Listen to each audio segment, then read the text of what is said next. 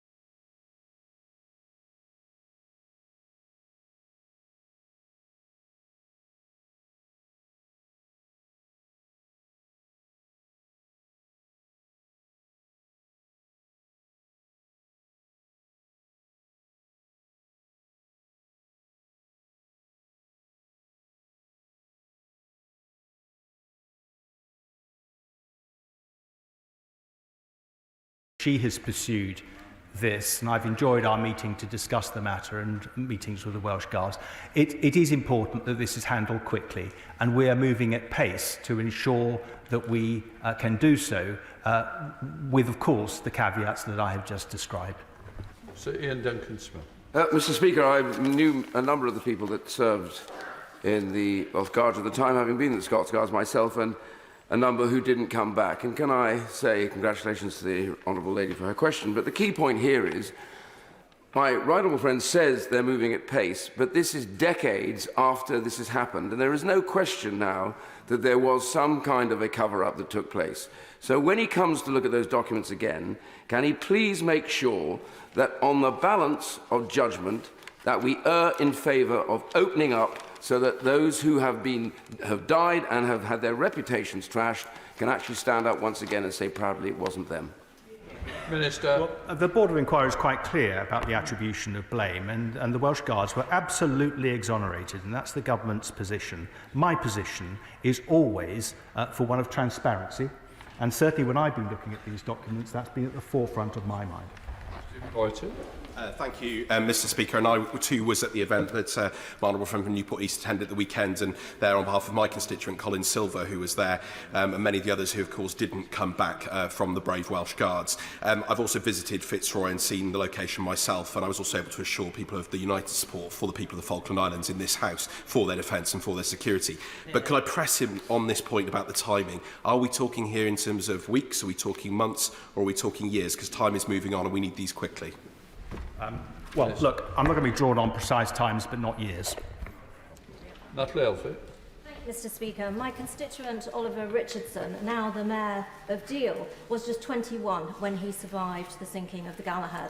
40 years on, he says to me that there is no reason for this supposed secrecy, that many people were neither offered nor wanted confidentiality in relation to just saying what they had seen.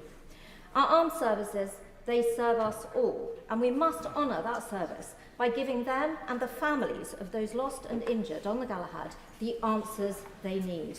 I would urge the Minister to release all of the Falklands Galahad papers at pace.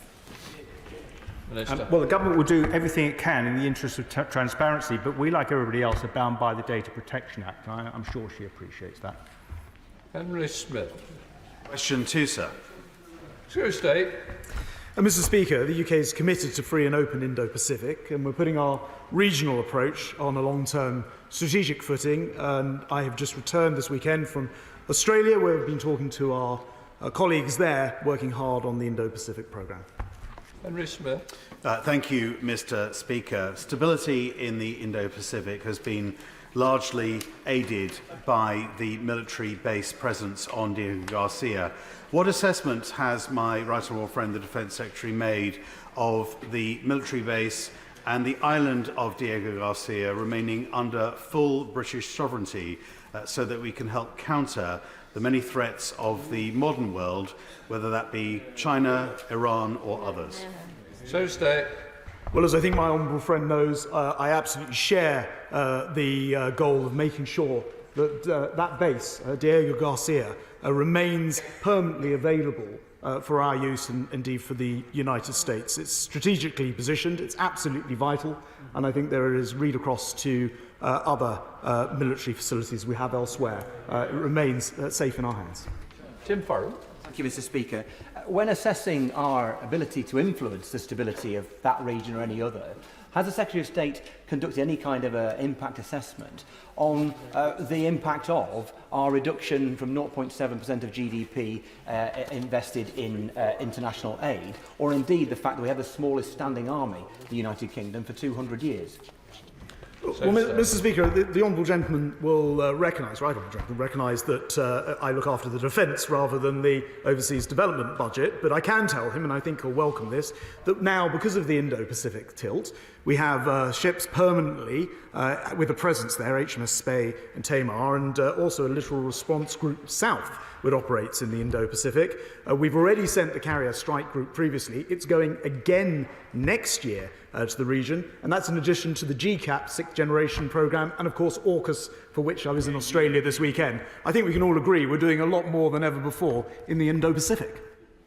Secretary of State, Shadow Secretary of State John Healey. Thank you, Mr. Speaker. As you have, I want to pay tribute to the Armed Forces Minister at his last Defence oral questions. Mr. Speaker, since the last election, we've had 5 Chancellors, 4 Foreign Secretaries, 3 Prime Ministers, 2 Defence Secretaries, but only 1 Armed Forces Minister. He has been a rare constant in the turmoil of government, totally committed to defence. We thank him for that and we wish him well. Mr. Speaker, on the Indo-Pacific, we welcome last week's updated defence agreement with Australia and further progress on AUKUS and today's 10-year plan for Barrow to support AUKUS. This is our most important strategic alliance beyond NATO. So why does the Defence Secretary given leadership of key parts of AUKUS to the most junior minister in his department?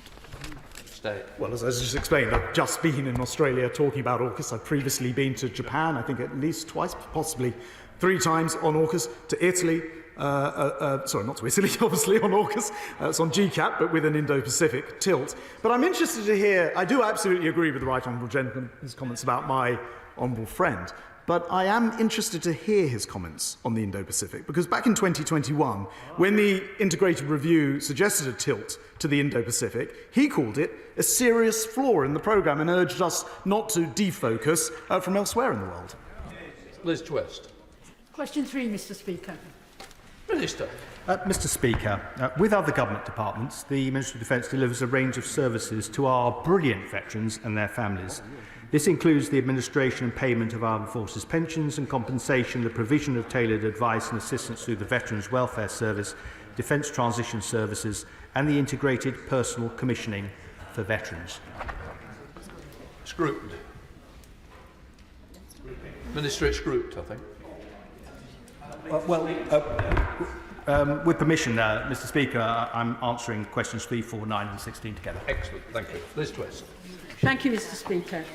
A new report by Northumbria University found that suicide among serving personnel and veterans could be reduced if there was better understanding within existing care provision of the specific challenges they face. The report also found that military families felt unheard, misunderstood and not cared for during the most difficult periods of their lives. So what steps is the Minister taking alongside our NHS to deliver compassionate, trauma-informed support for serving personnel and veterans? Minister. Well, I'm very glad she has raised that with me. She will know that we have a defence suicide prevention strategy which is reviewed regularly. She'll also know that overall suicide in the armed forces is below what we might expect in the civilian population. There's a subgroup within that, that's young men, where it does look as if the rate is going up. We're looking very close at that to better understand the reasons for it and how we can prevent it. Kettle. Thank you, Mr. Speaker. I want to raise an issue on behalf of my constituent who joined the Army in 1987 and served in Queen's Lancashire Regiment until 1994. During a wrongful operation, he severed all the nerves in his feet. He's now 52 years old and suffers from several conditions which leaves him in excruciating pain every day. He was previously on disability living allowance and then moved to PIP. But 18 months ago he was told he was no longer eligible. Is that really the way to treat our veterans? Minister. Well, I'm very sorry to hear about the Honourable Lady's constituent, and if she'd like to write to me with some details, I'd be more than happy to take it up. As I said in my opening remarks, we work with other government departments, and it does sound as if this is something that's not principally the responsibility for the MOD, but I'd be more than happy to hear from her about her constituent. Awesome. Thank you, Mr. Speaker. About a year ago, the Honourable Member for Wrexham undertook a very important and groundbreaking piece of work on behalf of female veterans and women in the armed forces. Following that, I had the honour of helping her set up the APVG on women in defence. That's given a platform to female veterans, female service personnel, as well as those working in defence and in the charitable sector to talk to members across the House and at every level. And we're very much looking forward to the female veteran strategy. Can I ask my right honourable friend for an assurance that this government remains committed to not just equal treatment for women in the armed forces, but also an equally positive experience for every woman who chooses to serve? Minister. Yeah, I absolutely can give my honourable friend that assurance. I pay tribute to him and our honourable friend, the member for Wrexham, for all the hard work that they have done to improve the position of women in our armed forces. They are absolutely central to where the way defence will be going in the years ahead, as encapsulated in our target to have 30% of our armed forces female by 2030, a challenging and ambitious target. I would mention the improvements we've made to uniform policies, mentoring, flexible service, wraparound childcare, and of course our zero tolerance to USB as examples of things that we have done very recently to improve the lived experience of women in our armed forces. Hamilton. Thank you, Mr. Speaker. In the last census, there were just over 17,000 veterans living in Birmingham, and of those, 35% of them were over the age of 80. Despite pledging to end veterans' homelessness, last year government figures show that it actually rose by 14%, with up to 180 veterans' households across the UK being made newly homeless each month. So can the Minister tell me what he's doing to make sure our veterans in Birmingham and across the UK who made their enormous sacrifices for our safety and security do not end up homeless? Thank you. It's plainly not right that anybody should be without a home, whether they're a veteran or not.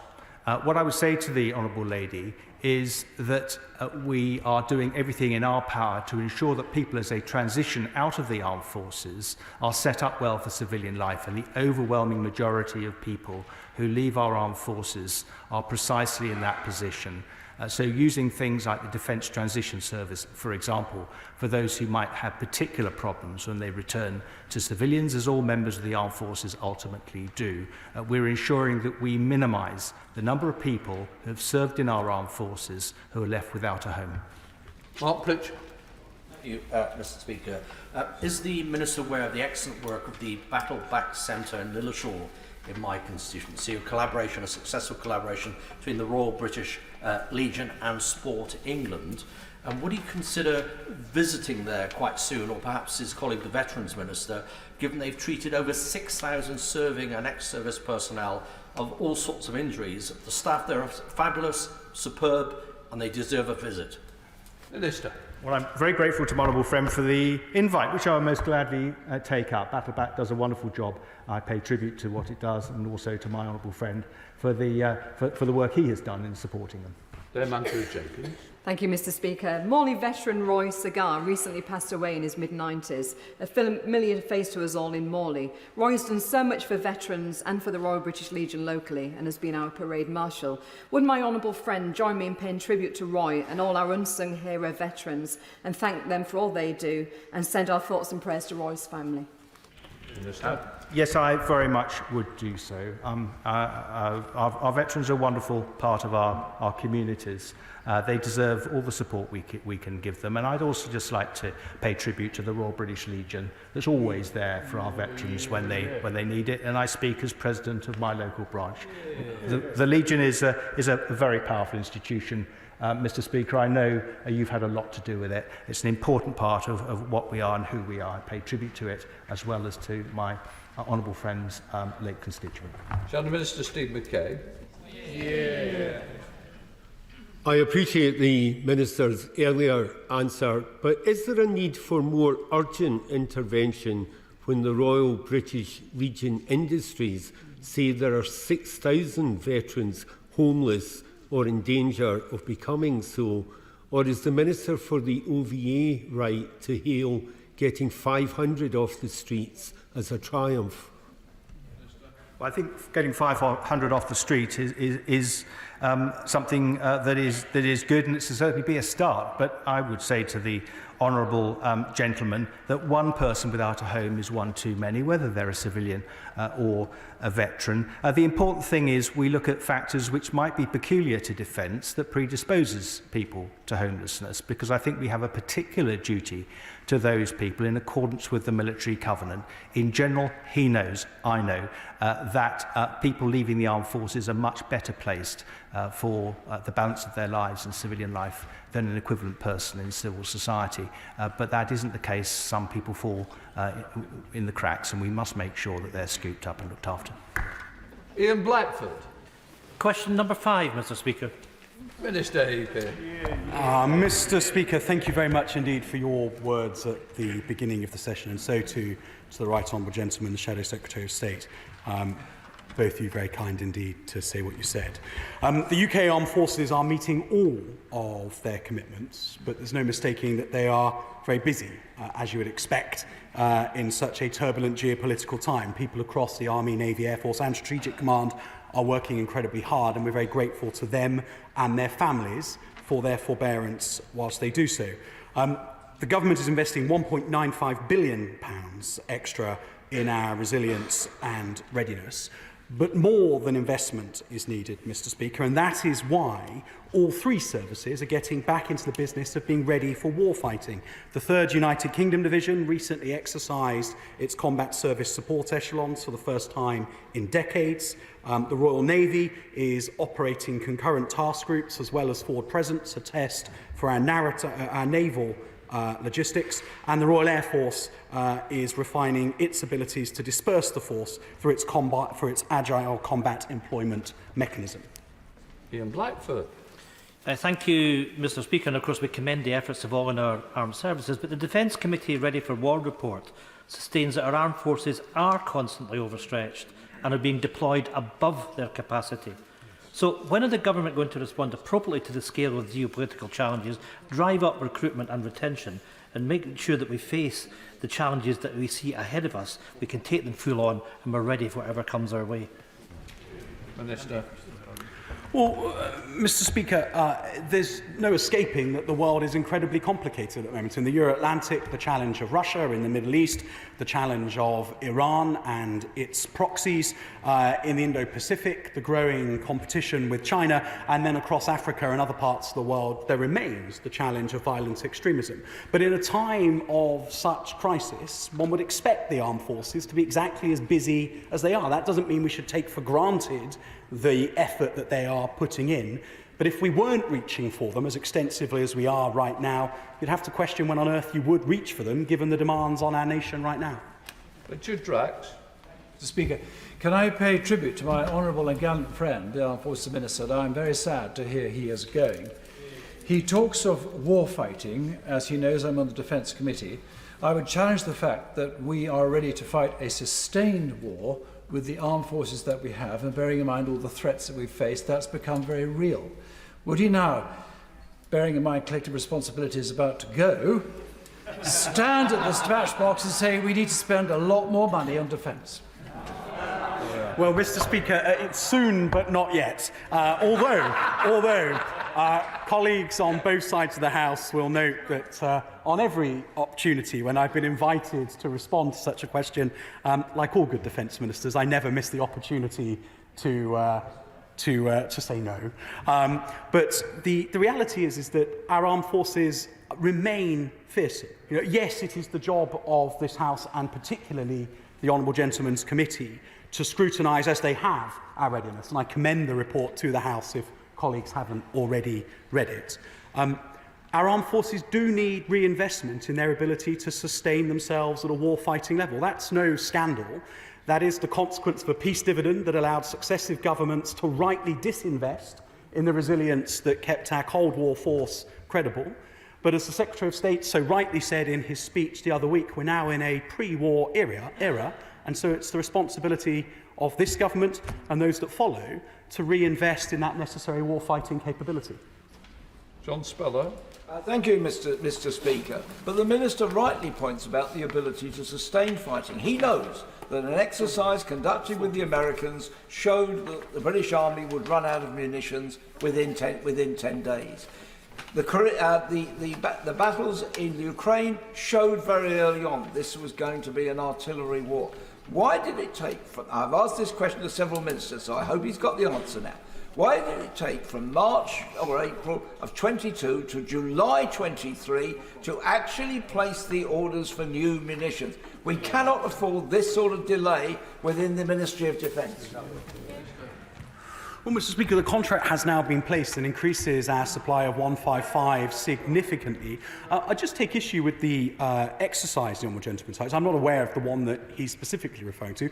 In exercises that I have seen, where the UK have operated alongside the US, what happens again and again and again is that American senior commanders hold the UK force elements in the highest of regard. Thank you, sir. As I used to do his job, can I also join the tributes to the outgoing, outstanding Armed Forces Minister? Yeah.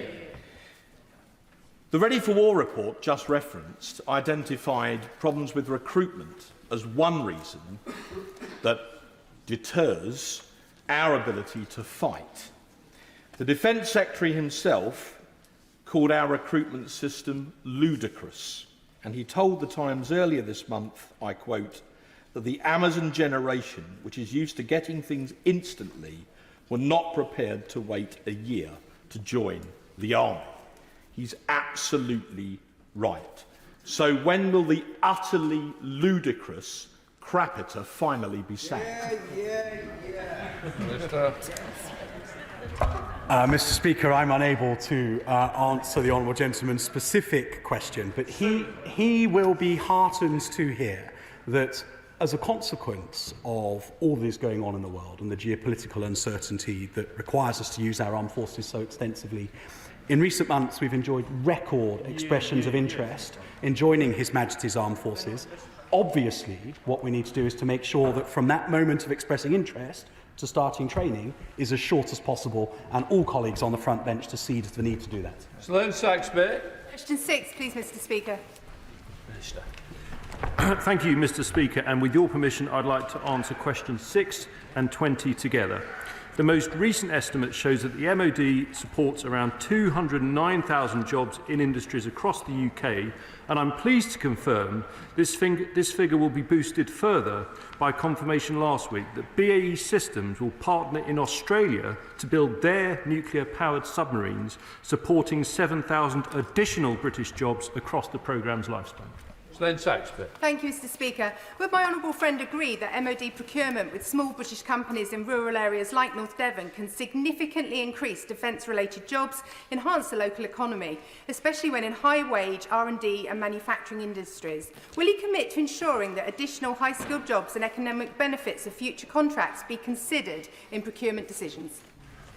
Well, it's an excellent point from my honourable friend who is a champion of defence SMEs in her constituency. As to procurement rules supporting SMEs like those in North Devon, our new integrated procurement model will ensure that UK industrial capability and exportability considerations are included in procurement evaluation criteria, such as on new medium helicopter.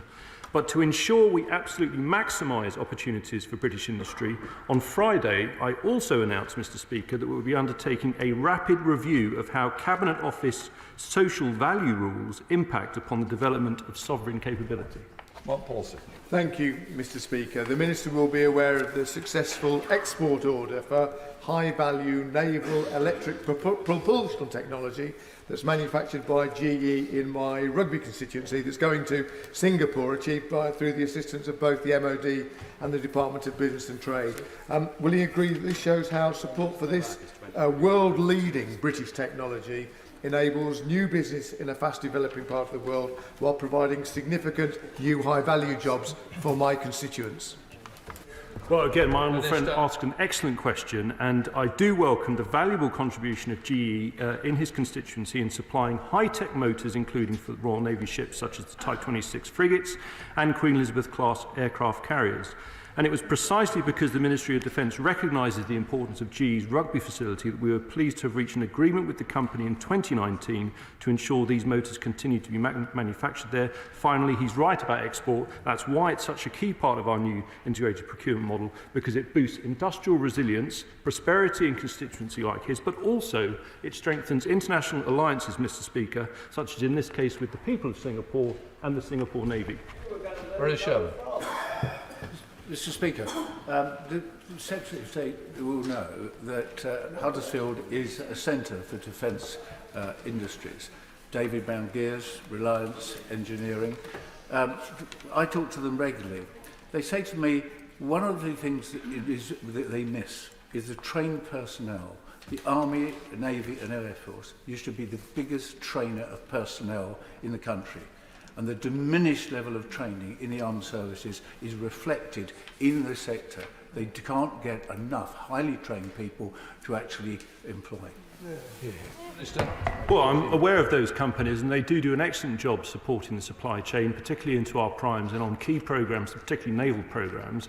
But I don't recognise the description he uses in relation to training. As he'll be aware, I believe Defence is the biggest employer of apprenticeships in the country, but we're doing everything we can to support that. And a key way, Mr Speaker, is by a close relationship with industry, bringing them into our requirements early on so that they can plan and deliver the supply signal, particularly in terms of skills, to match our demand signal.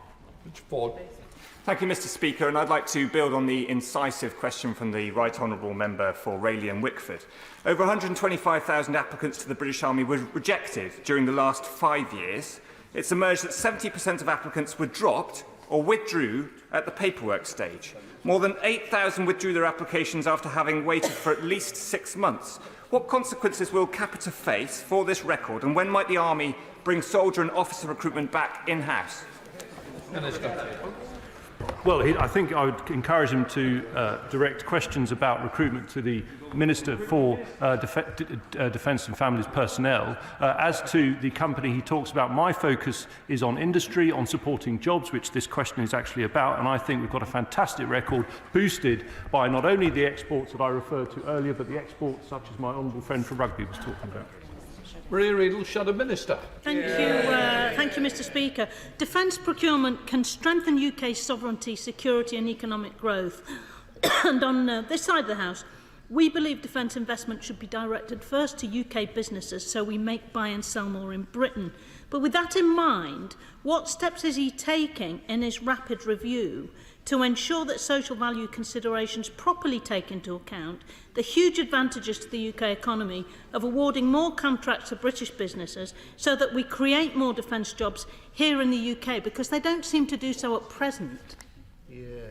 Well, I have to say to the Honourable Lady, I think there's a considerable consensus here, because I do agree with her about the importance of sovereign defence capability. But if I may say, it isn't just because of the economic benefits, although they are absolutely crucial.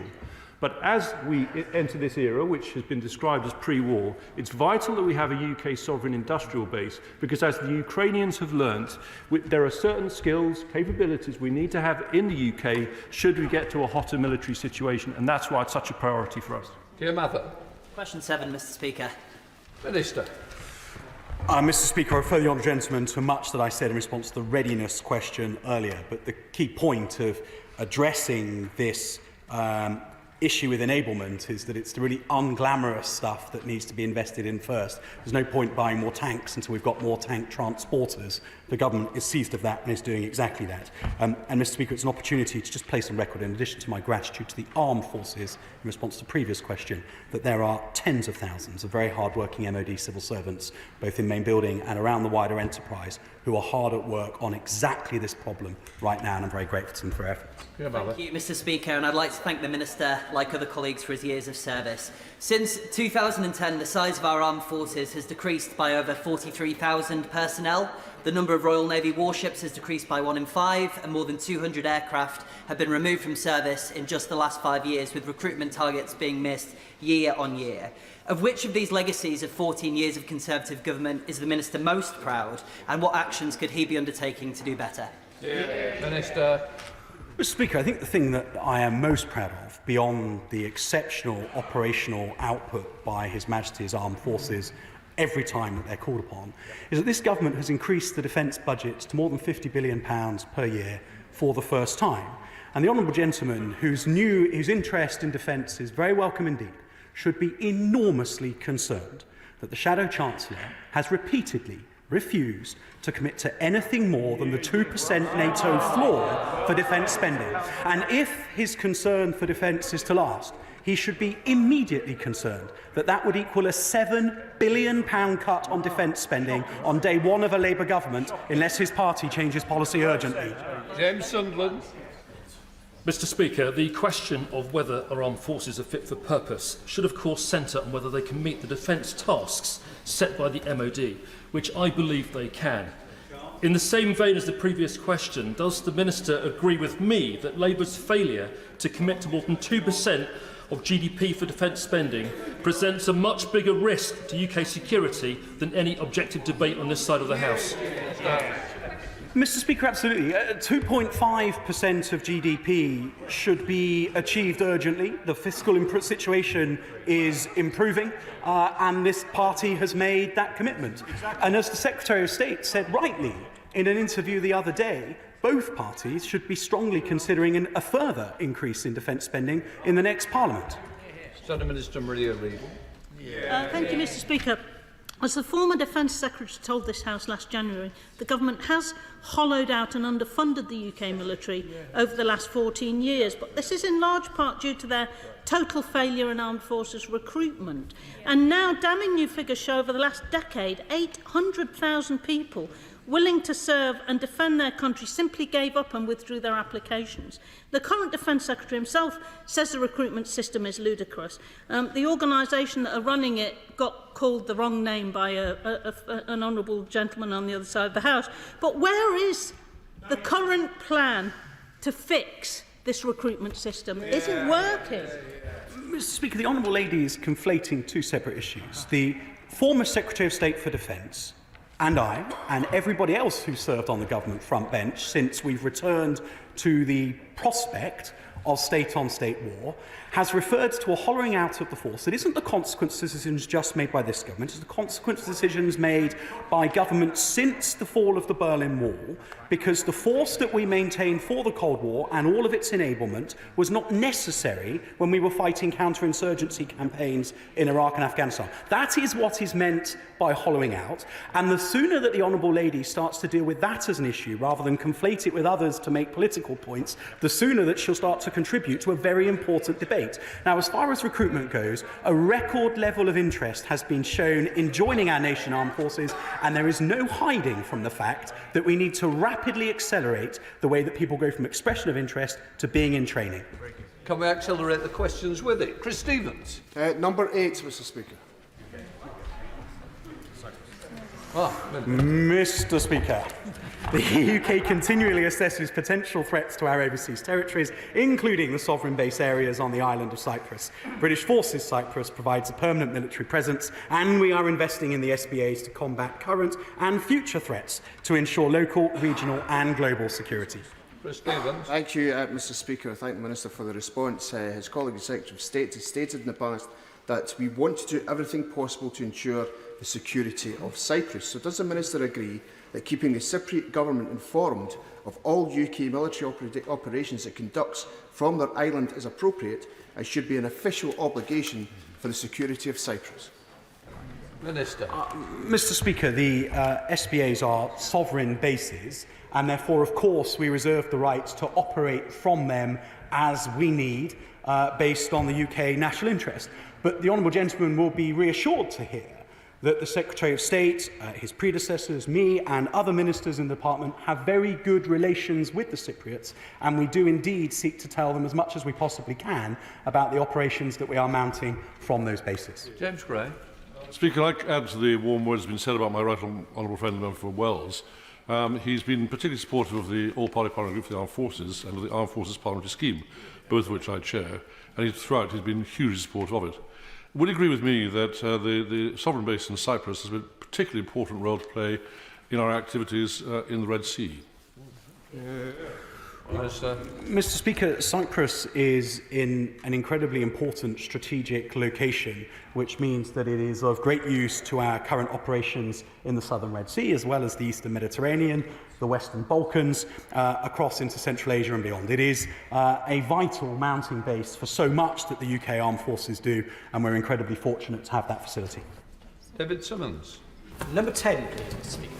Secretary of State. Mr Speaker, with permission, I should like to answer 10, 18 and 19 together.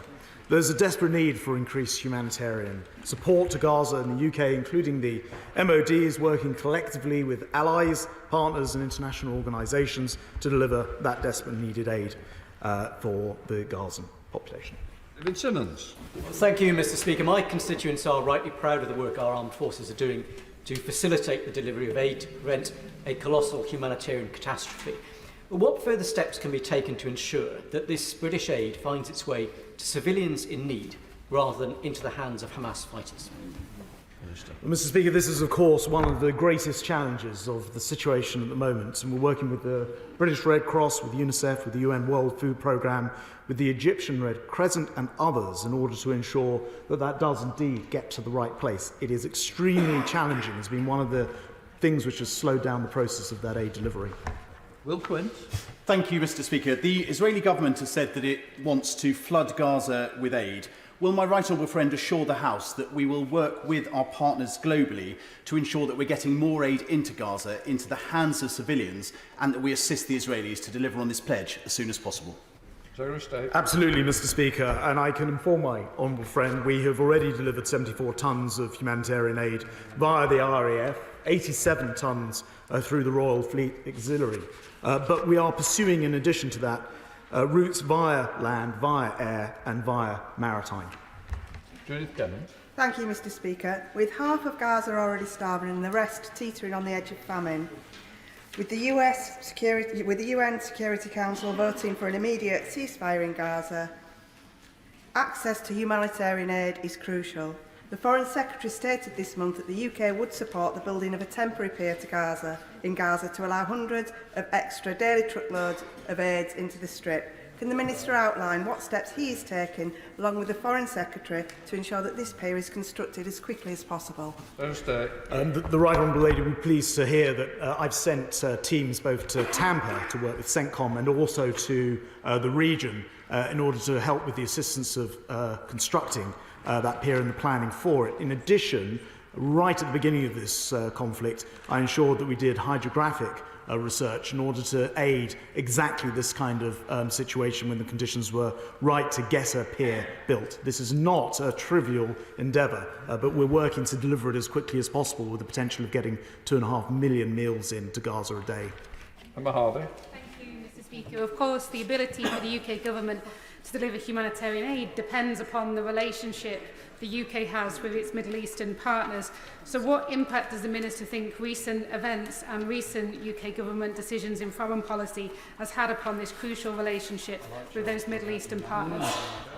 Well, the Honourable Lady will be pleased to hear that both myself and the Foreign Secretary and the Prime Minister have been very proactive in both speaking to and indeed multiply visiting the region. I think I've visited the majority of countries in the Middle East and the Gulf region to discuss exactly the points that she's raised. There is now this very big-scale, large-scale programme of using a pier to get food in addition to the many other efforts that have been made. As my honourable friend pointed out, it's not just getting it in there, it is the distribution once it's there that is great concern. SNP spokesperson Dave Dugan. When will the government make a further public determination on Israel's commitment to international humanitarian law, given the man-made famine now unfolding in northern Gaza and compounded by Israeli moves to obstruct the access of aid? And in the event that the UK's subsequent assessment finds, as the UN Secretary-General, Human Rights Watch and Amnesty International have found, that the Israeli government and the IDF have violated international law, what steps will the UK government make to prohibit further arms sales to Israel pending a better resolution of this situation? And given that the Security Council has just now called for a ceasefire, what steps can the government make through the defence sector to accelerate all available aid for civilians in Gaza? I think it's a pity to ask all those questions without referencing the 100+ hostages which are still being held by Hamas after they brutally slaughtered population deliberately rather than as a byproduct of war. But he asked a number of questions. I can tell him that the issue of arms exports, the thing for which I'm responsible, just to put this in proportion, is I think just £48 million from the top of my head for last year to Israel. The numbers are actually very small indeed, but he'll know that this is a question for the FCDO. Nick Smith. Number 12, please, Mr. Speaker. With your permission, Mr. Speaker, I would like to answer questions 12, 14 and 15 together. The Department uses a range of measures to assess the effectiveness of defence acquisition. We have reduced the average time taken to deliver our projects and programmes, but we must go further to drive pace, so last month I announced our new integrated procurement model. Nick Smith. Mr. Speaker, the National Audit Office has previously highlighted MOD pilot training procurement failures. So can I ask the Minister if the RAF is now meeting its pilot training quotas, and is the Minister satisfied with progress in this key area? Well, the Honourable Gentleman actually asked a very important question. Of course, training is fundamental to bring in the next generation, to man our capability. And I have recently had the pleasure to visit RAF Valley, where I discussed this issue with the RAF, and they were able to confirm to me that for the first time in a long time, there were more students taking up their places rather than in holes. That is a key metric where we are seeing significant progress, but yes, we do want to go further. Stephanie Peacock. Thank you, Mr. Speaker. Last March, the government said they would have their AGEX scheme ready between October 2028 and September 2029. Given that only 25% of armoured vehicles have been produced, are the government on target to meet this deadline? Minister. Yes. Colin Mahmood. Thank you, Mr. Speaker. Notwithstanding the waste of £5 billion in procurement since 2019, will you join the Right Honourable Shadow Secretary of State for Defence in the campaign to Make in Britain to ensure that our industry and our economy moves together to support not just defence but our economy as well? But how will you achieve that with Tata cutting down the blast furnace capacity with £500 million paid by us to them, and how will we be able to proceed with the AUKUS contract and other contracts without virgin steel? Minister. Well, on the important question of steel, we don't expect the closure of Port Talbot to have a significant impact on defence, but obviously we will continue to monitor that situation. But I would just gently point out, in the last year for which we have figures available, 22-23, 89% of spend by the Ministry of Defence with industry was with British industry, Mr. Speaker. But it's going to be an awful lot harder for them to make that level of spend if they are unable to commit to matching our spending commitments. So if he's so concerned, perhaps he'll join with other colleagues on the opposite side in insisting that the Shadow Secretary of State confirms whether he's going to match 2.3% now and our target of 2.5% as soon as the economy supports it. Alex Shelbrooke. Speaker, I may just take this opportunity, Mr. Speaker, to also place on record my thanks to my right honourable and gallant friend for Wales for all the work he's done. It was indeed a joy to work with him when I was in the department. Mr. Speaker, may I first of all thank my honourable friend for his procurement review. It's an excellent document and moving forward in the way that are the pragmatic ways forward. Can I ask him, as part of the review and moving forward, that he does a reassessment of potential gaps that may occur between old platforms being retired along with the delays that have come to new platforms? And also, does he agree with me that the housing procurement side, accommodation for forces, is actually an operational capability as much as a tank is? Well, my honourable friend makes an excellent point. He made a similar point in the debate last week on readiness about the importance of accommodation, because I think we can all agree there is a tendency in defence to focus on the big shiny platforms. Actually, accommodation is a key priority. We're very committed to improving accommodation. We know that the winter before this one, performance was not satisfactory. That's why, first of all, we put in the extra investment, £400 million extra, and we announced the winter plan. And I'm pleased to say we've made huge progress, for example, ensuring thousands of properties have work achieved on damp and mould improvements. Ronald Joe. Speaker, I'm delighted that the Minister of Defence has confirmed the procurement of additional Chinooks, given that RAF Odium in my constituency is the home of the Chinook Force, but it's also home to their frontline maintenance, second-line engine repair and in-depth upgrade and modification. Given that 85% of Chinook fleet sustainment takes place in the UK today, can I have my honourable friend's assurance that RAF Odium will remain the home of the Chinook and that a similar, if not higher, amount of maintenance of the new variants will take place here and across Britain? Well, I'm very grateful to my honourable friend. I very much enjoyed my visit to Odium and we discussed a wide range of issues, but he's absolutely right to draw attention to the fact we've committed to this procurement of 14 extended range Chinooks. They have a huge range, 1,000 miles, but as he says, in particular, I wanted to stress there is industrial benefit to the UK and of course to his constituency, because I can confirm that within that procurement, not only have we made a £300 million saving, but it also includes a £150 million benefit to UK prosperity.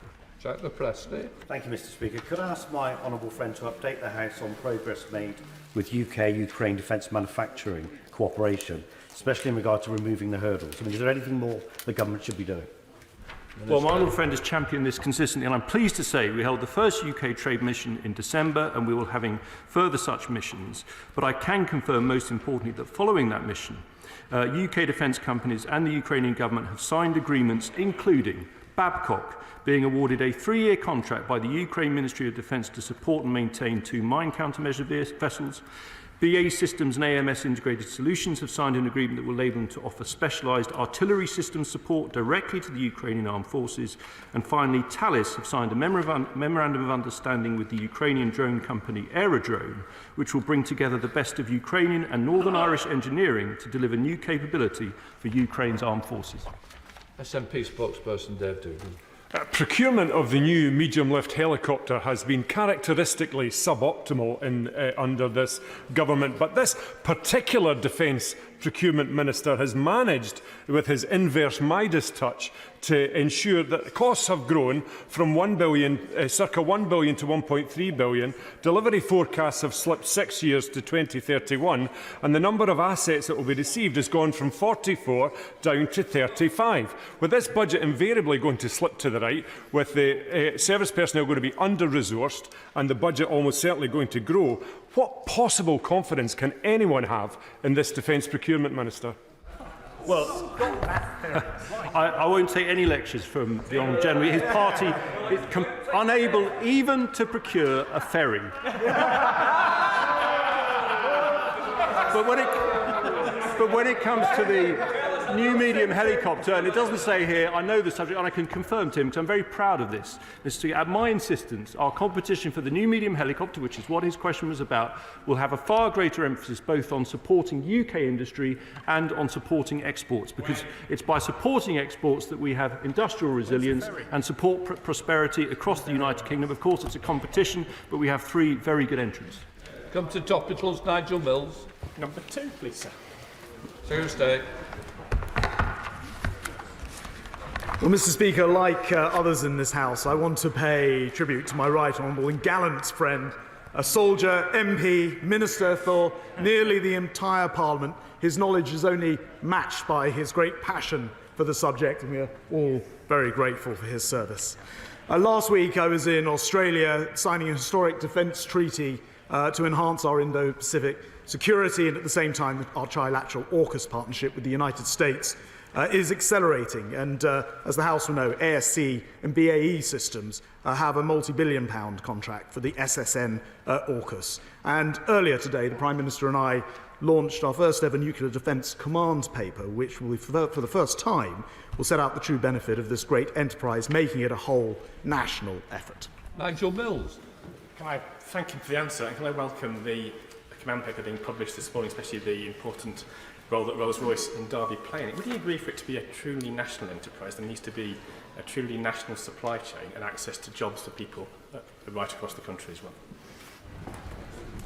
Well, honourable friend is absolutely right about the extent of the supply chain, and in addition to the very large investment in Rolls-Royce, for which the Australians put £2.4 billion in last week, and all of the work in Barrow that the command paper talks about today, there are benefits for virtually every single constituency up and down the country.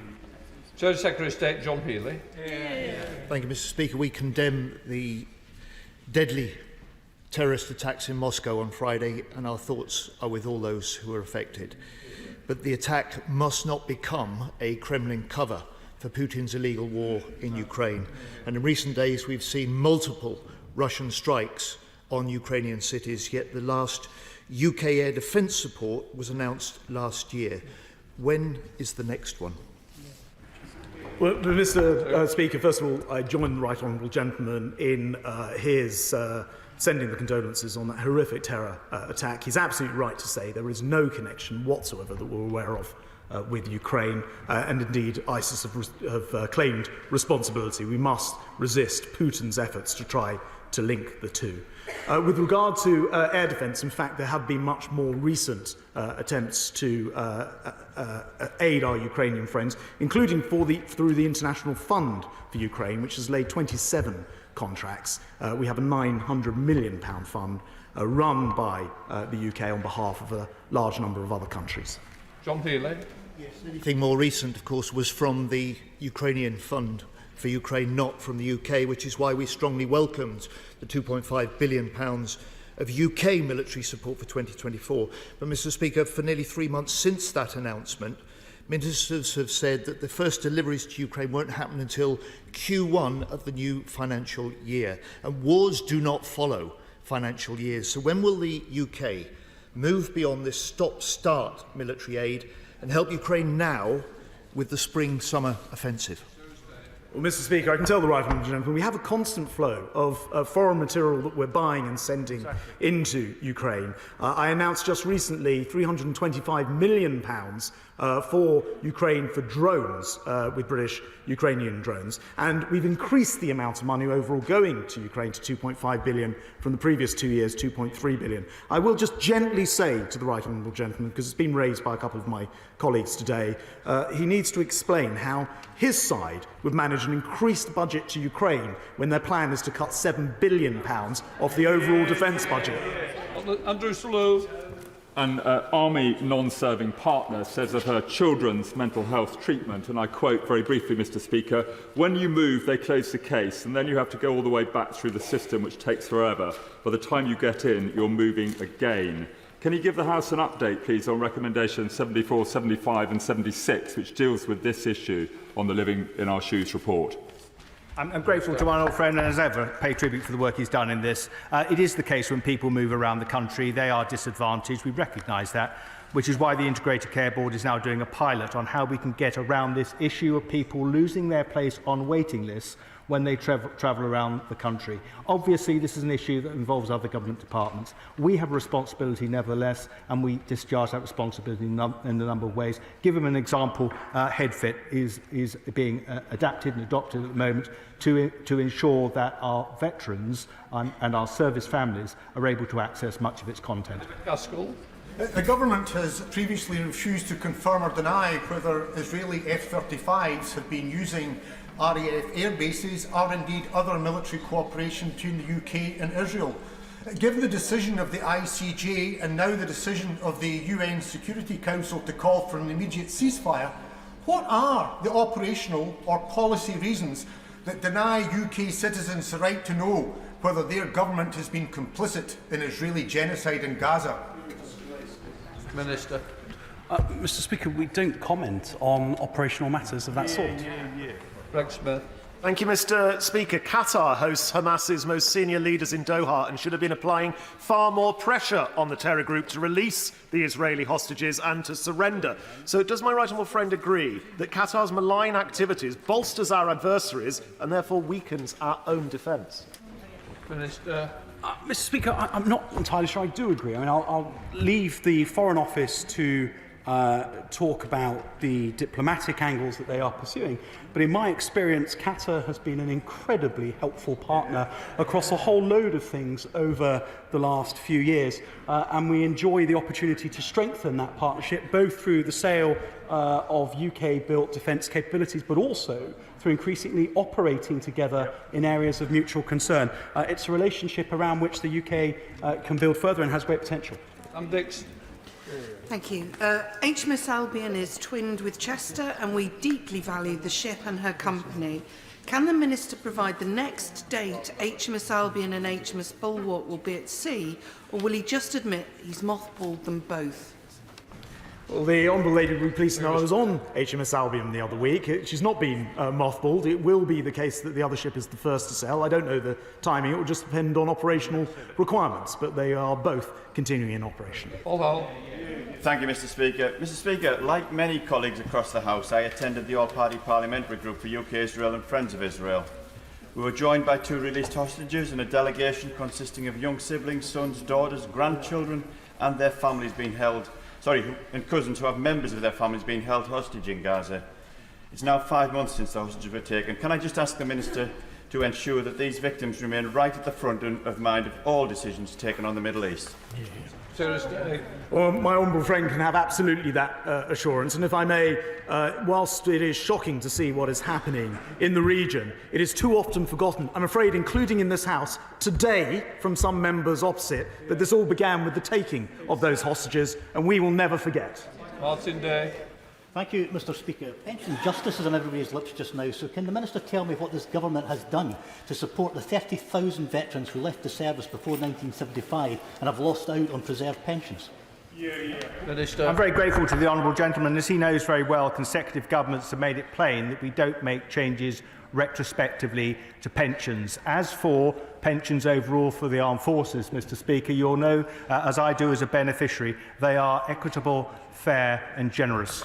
Dame Caroline Downey. Thank you very much, Mr. Speaker. The 2016 Better Defence Estates plans earmarked Fort Blockhouse in Gosport for disposal. Here we are 8 years later with numerous delays, and that site is still rotting at taxpayers' expense, doing nothing for the local economy, nothing for the local community, and nothing for the MOD. Can the Minister please update me when we will finally see some progress on that site?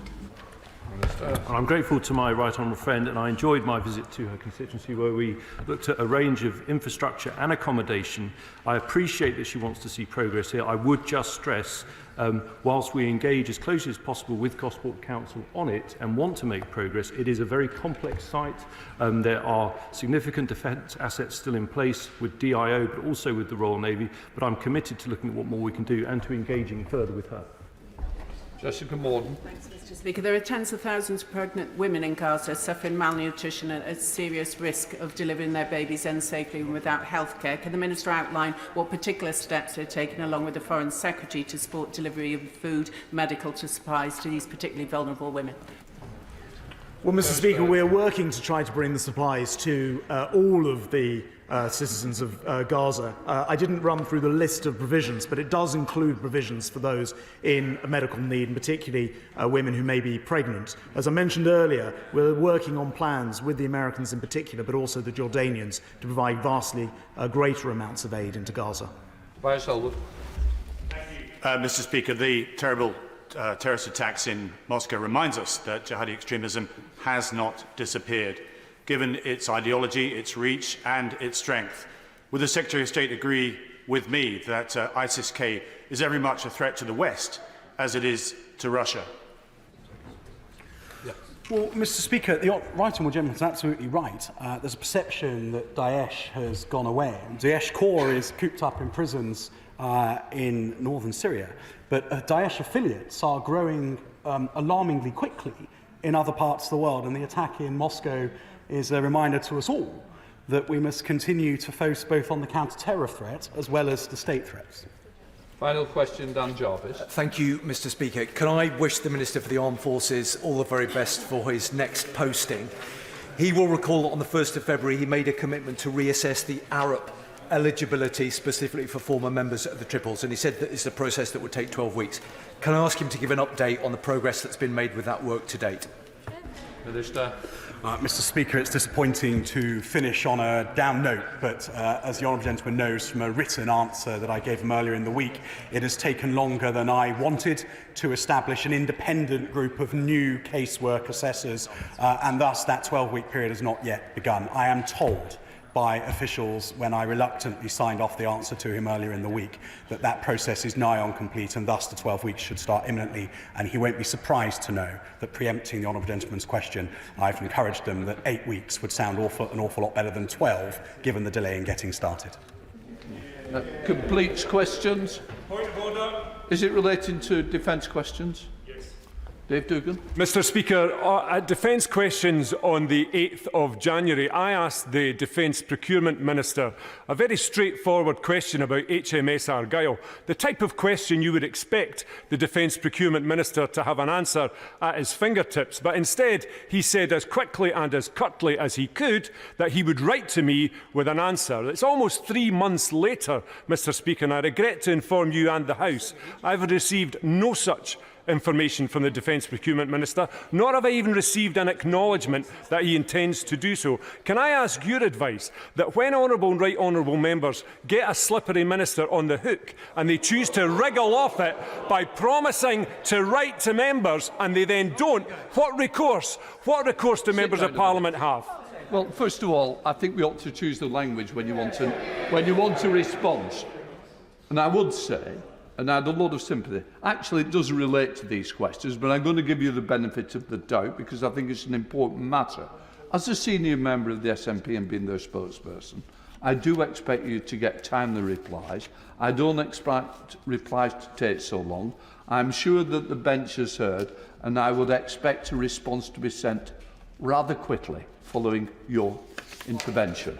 Right, we're now coming to the statement. I now call the Deputy Prime Minister, Right Honourable Oliver Dowden. Thank you, Mr. Speaker. With your permission, I will make a statement about malicious cyber activity targeting the United Kingdom by actors that we assess are affiliated to the Chinese state. I want to update the House on our assessment of this activity, and I want to reassure the House on the steps that the government has taken to shore up our resilience and to hold those actors to account. I know that honourable and right honourable members on both sides of this chamber will recognise the seriousness of this issue, particularly in a year when so many democratic elections will be taking place around the world.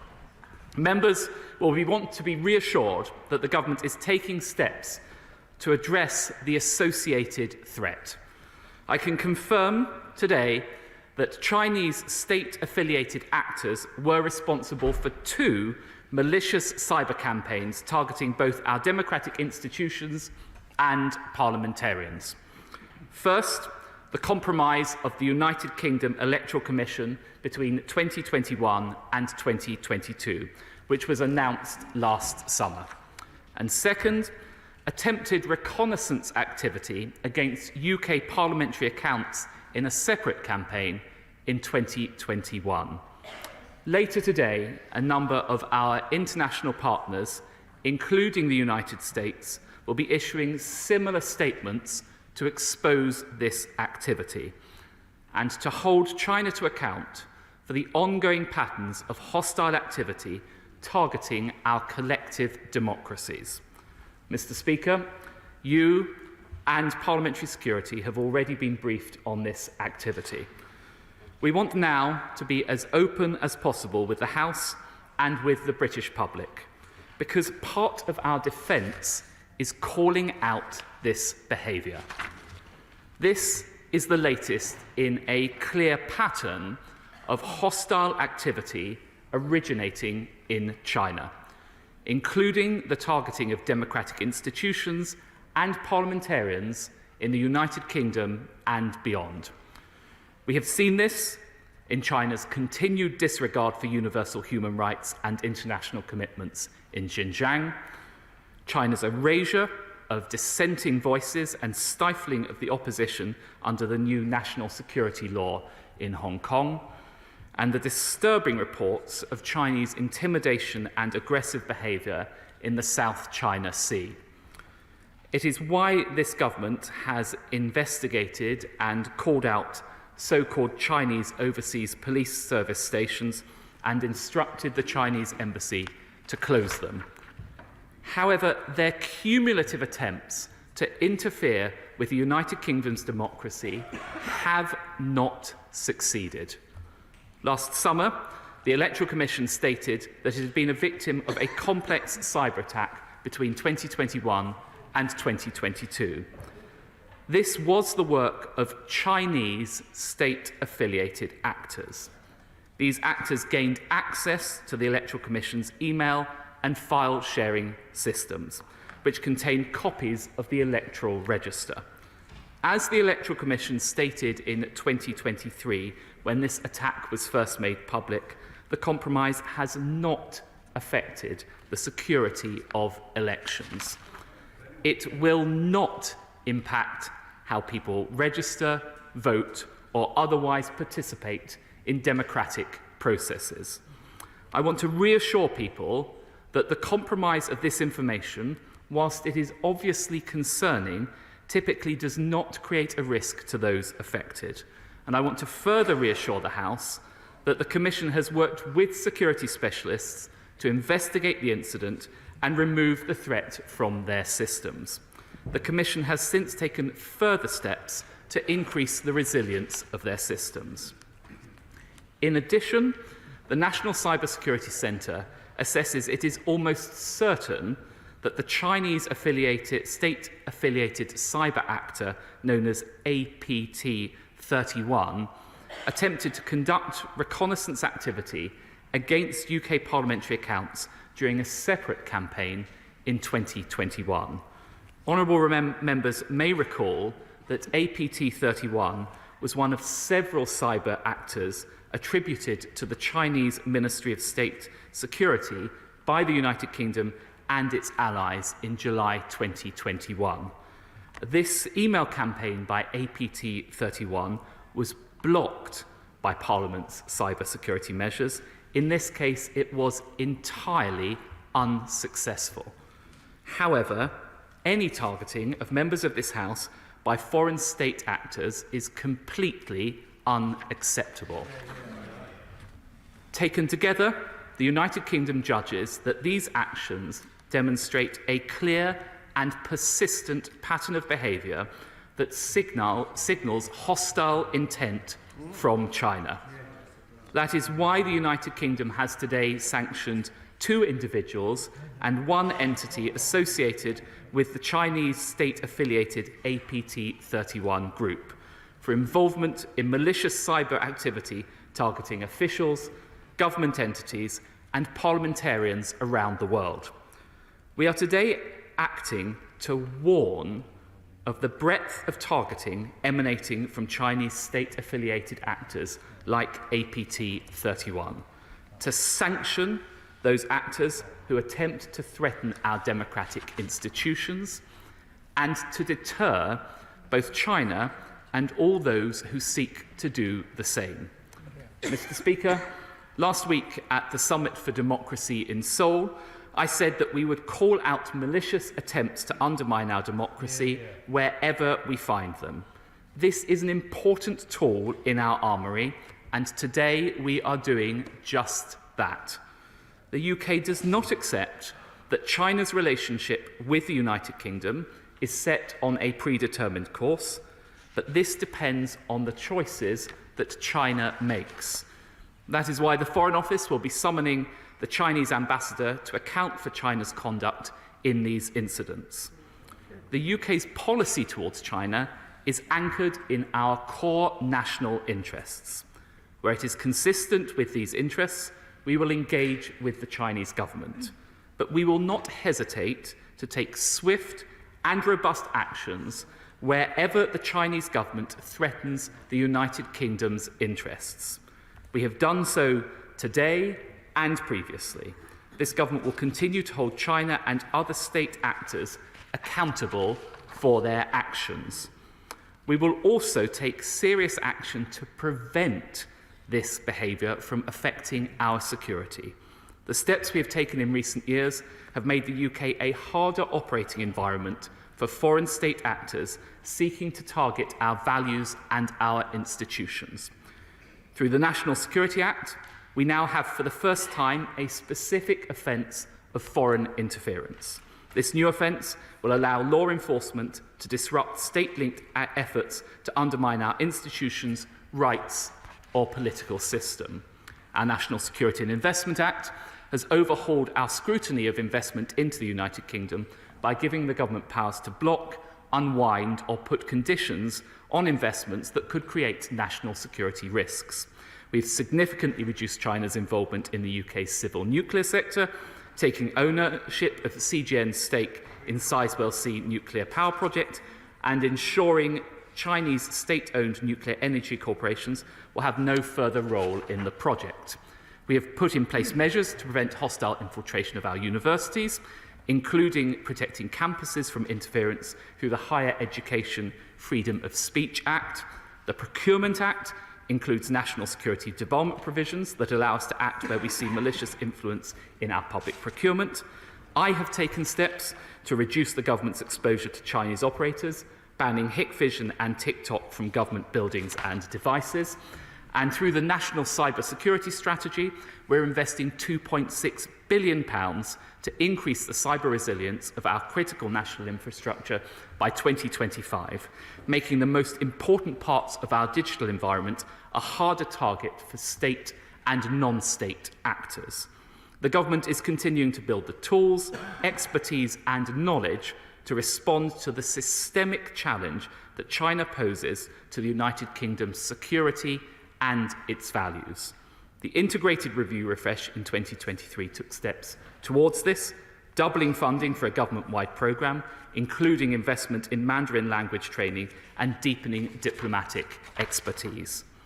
But we must also be clear that this is not a problem for the government to solve alone. That is why we created the National Protective Security Authority within MI5 to help businesses and institutions play their part in protecting our security and prosperity. The NPSA will help organisations in the UK's most sensitive fields, including critical national infrastructure operators and world-leading science and tech sectors, to protect themselves against state threats. It's also why I set up the Economic Security Public-Private Forum to ensure that business leaders in crucial sectors understand the threat to the UK and what they can do to defeat it. And in Parliament, the National Cybersecurity Centre has launched an opt-in service for members of both houses. This allows the NCSC to alert high-risk individuals if they identify evidence of malicious activity on their personal devices or account and swiftly advise them on steps to take to protect their information. Today, the NCSC has published new guidance for political organisations, including political parties and think tanks, which will help these organisations take effective action to protect their systems and their data. The NCSC is also working with all political parties to increase the uptake of their active cyber defence services in the lead up to a general election. A key component of increasing our resilience is supporting the NCSC and parliamentary authorities by taking up this cyber security offer. And so I urge all members of this House to do so, and I will be writing to colleagues later today, setting out again the steps that they can take to do so. At the Summit for Democracy, I was struck by the powerful strength of our collective voices when we work together to defend our democratic freedoms. The summit provided the United Kingdom government with a platform to build international agreement on a new global government compact on countering deceptive use of AI by foreign states in elections. It's important and welcome that our partners across the Five Eyes, as well as those in Europe and the Indo-Pacific, are also standing in solidarity with our efforts to call out malicious cyber activity. I would also like to pay tribute to the dedicated public servants whose painstaking work has continued to expose the reality of the threat we face. Mr. Speaker, our political processes and institutions have not been harmed by these attacks. The government will continue to call out and condemn this kind of activity in the strongest terms. We will continue to work with our allies to ensure that Chinese state-affiliated actors suffer the consequences of their behaviour, and we will take preventative action to ensure these attempts do not succeed. The cyber threat posed by China-affiliated actors is real and it is serious, but it is more than equalled by our determination and resolve to resist it. That is how we defend ourselves and our precious democracy, and I commend this statement to the House. Can I just say it was an important statement. That's why it has run on quite a lot longer than the normal 10 minutes. So in which case, I'm sure everybody agrees that if the two front benches need a little extra time, of course we'll be flexible exactly in the same way. I now come to the Shadow Secretary, Pat McFadden. Thank you, Mr. Speaker, and can I thank the Deputy Prime Minister for his statement and for advance sight of it. It is, of course, a statement about which there's been significant briefing in the press over the past couple of days. Now, on questions of national security, we will support the government in efforts to counter attempts by China or any other state to interfere with or undermine the democratic process, or attempts to stop elected representatives going about their business, voicing their opinions or casting their votes without fear or favour. And with that in mind, can I pay tribute to the efforts made every day by the intelligence and security services to protect the public, to protect our democracy and our way of life. The economic relationship between the United Kingdom and China can never mean compromising on national security or our democratic integrity. Now, the Deputy Prime Minister's statement touches on a number of issues, and I'd like to ask him some questions about these. Could he say more about the government's assessment of Chinese motives? Does he, for example, believe that Beijing does want to disrupt our democratic process, or instead to gather data about our citizens for some other reason? On the specific issue of the Electoral Commission and the Electoral Register, why does the Deputy Prime Minister think that the Chinese government hacked what is a publicly available database? Does he believe that they were after details of those who may not be on the public register for very good reasons, because, for example, they might be employed in security-sensitive areas? Does he believe they were after details of political donors and their personal data, or for some other motive? Now, he referred to the democratic electoral process. And with an election coming, it is of course vital that people have confidence in their ability to register and to vote.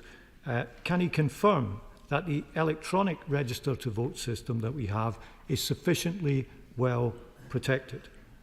In terms of attacks on parliamentary accounts, the Secretary of State said that the attacks were unsuccessful, but does he believe that China now wants to engage in the kind of hack and leak activity that we have in recent years associated with Russia in order to compromise either individual politicians or the wider democratic process? On the issue of sanctions, only last week the Minister of State was reluctant to respond to the claim that the Foreign Office had indefinitely paused targeted sanctions against Chinese officials late last year. Can the Deputy Prime Minister explain what has changed just in the past week?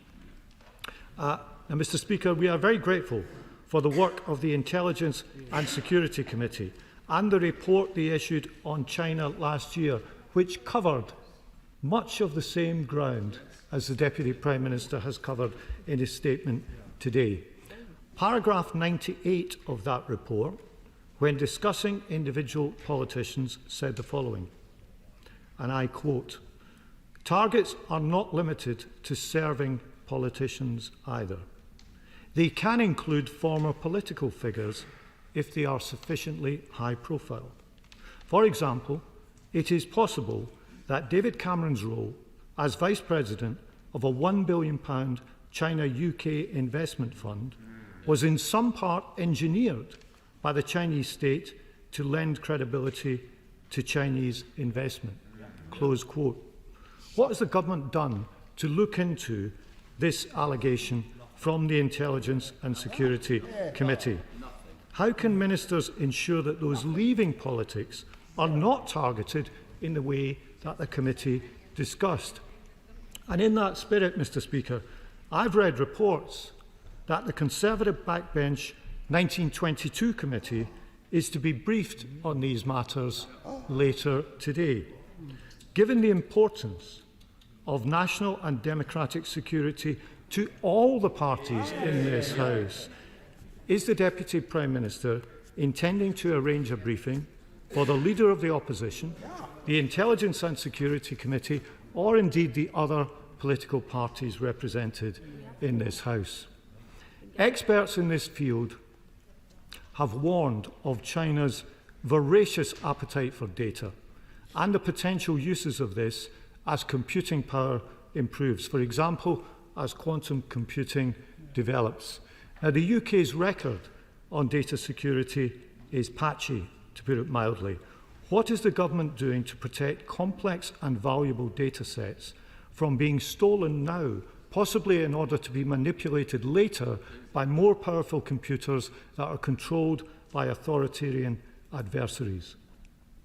And finally, Mr. Speaker, on the broader issue, does the fact that the Deputy Prime Minister chose to make this statement today signal a fundamental reassessment of the overall threat? He referred to the United States and our allies. On the 12th of February, the United States administration warned Congress that the cyber threat from China was changing. Previously, a threat that largely involved spying and influencing now looked like it was getting ready to disrupt critical American infrastructure, aviation, energy, healthcare, and other sectors. Is it now the UK's government view that we should change our assessment of the threat in a similar way? If so, this is of the utmost importance, and we would need to know what corresponding improvements the government would make to the preparedness of our critical infrastructure.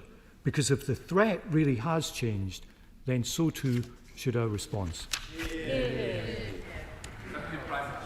Well, I thank the honourable gentleman for his questions. I'll seek to address as many of them as I can.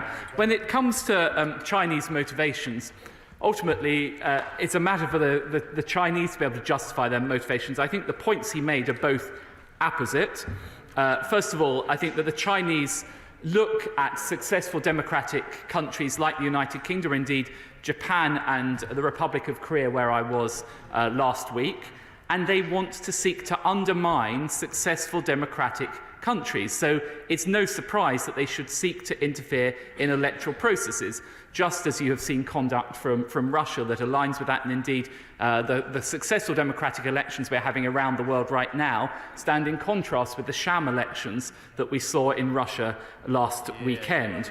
On the point about the public record of the Electoral Commission, I think that is the essence of what's happened here.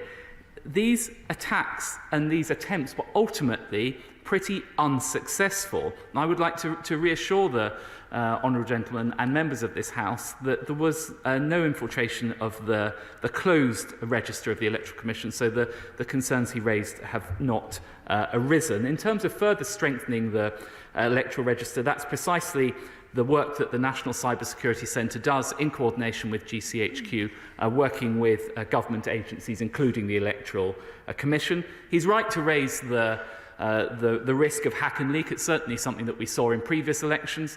I remain concerned about hack and leak. I also remain very concerned about artificial intelligence being used to disrupt elections, particularly in relation to deep fakes, hence the work that I undertook at the conference last week and the progress we're making with this accord in relation to artificial intelligence use by malign states. In relation to targeted sanctions, it's not the case that the FCDO paused targeted sanctions. In relation to the conduct of the former the current Foreign Secretary who sits in the other place. All appointments are. I'm not sacking the Foreign Secretary from the dispatch box. They are subject to the usual propriety and ethic processes for any appointments to government. In relation to the 1922 committee, the Lord Cameron is addressing the 1922 committee in his capacity as Foreign Secretary in the usual way, addressing a wide range of issues. It's not a specific briefing on this, but if leaders of the principal opposition parties wish to have further briefing on this, of course, I'm very happy to facilitate that in the way that they will know I have done in relation to other national security related issues. In relation to the risks from hostile states hoovering up currently quantum encrypted information, which could then be decoded subsequently with advances in quantum computing, we are highly alert to this, and we do extensive work with the National Cybersecurity Centre and with the Ministerial Cyber Board on critical national infrastructure to make sure we guard ourselves against exactly that risk. In terms of our relationship with China more broadly, I think members of this House should take this moment very seriously. It is a grave moment, and we will not, and it is against the backdrop of an escalating threat from China, and we will take proportionate action in response to that escalating threat. Sir Ian Duncan Smith. Mr. Speaker, tomorrow is 3 years since the parliamentarians were sanctioned, and your defence, Mr. Speaker, of us has been remarkable. But what I will say is that whilst I welcome these two sanctions from the government, it is a little bit, this statement, like an elephant giving birth to a mouse. The reality is that in those 3 years, the Chinese have trashed the Sino-British Agreement. They have been committing murder and slave labour and genocide in Xinjiang. We have had churches broken and, in Hong Kong, false court cases against Jimmy Lai. So my question really is to my right honourable friend, why two? America has sanctioned over 40 people in Hong Kong. We have sanctioned none, and 3 lowly officials only in Xinjiang. Surely this means that the integrated review should now be changed. They are not an epoch-defining challenge, strange as that may be, but they are surely a threat, and can they now correct that so that we all know where we are with China? Well, I thank my right honourable friend for his question, and his views are very well known to me, Mr. Speaker, and I genuinely welcome a constructive, at most times, debate that I have with the right honourable gentleman. That nobody should be in any doubt about the gravity of this matter. They're not the actions of a friendly state, and they do require our serious attentions. This, as has been described by the Right Honourable Gentleman, is an escalating situation. The measures we've announced today are the first step, but the government will respond proportionately at all times in relation to the facts in front of it. But no one should be in any doubt about the government's determination to face down and deal with these threats to our national security from wherever they come. Kirsty Blackman, SNP spokesperson. Thank you, Mr. Speaker. I thank the Deputy Prime Minister for his statement and for the advanced sight of it. During the statement, he said, "I have taken steps to reduce the government's exposure to Chinese operators, banning Hikvision and TikTok from government buildings and devices." But the reality is that the Hikvision ban only extends to sensitive sites, despite the fact that we have pushed him to try to ensure that it extends to all public buildings, because surely the majority of things that happen in government involve some sort of confidential information. Can the Deputy Prime Minister confirm whether he is extending this ban beyond sensitive sites to all government sites, as we have been calling for a number of years now? Mr. Speaker, these attacks referenced on the Electoral Commission and the parliamentarian accounts happened nearly 3 years ago. Will we be sitting here in 2027 hearing about an attack that's happening right now? Yes. The EU is currently delivering €214 million for cybersecurity to improve their collective resilience. Will the government deliver an equivalent fund for these islands? Without more action, Mr. Speaker, can the Deputy Prime Minister give us real assurances that the general election that's going to take place this year will take place without international interference? Good question. Well, in respect to the points the Honourable Lady raises, as she is aware, we currently ban Hikvision from, and indeed it's not just Hikvision, it's any Chinese technology in relation to in relation to CCTV.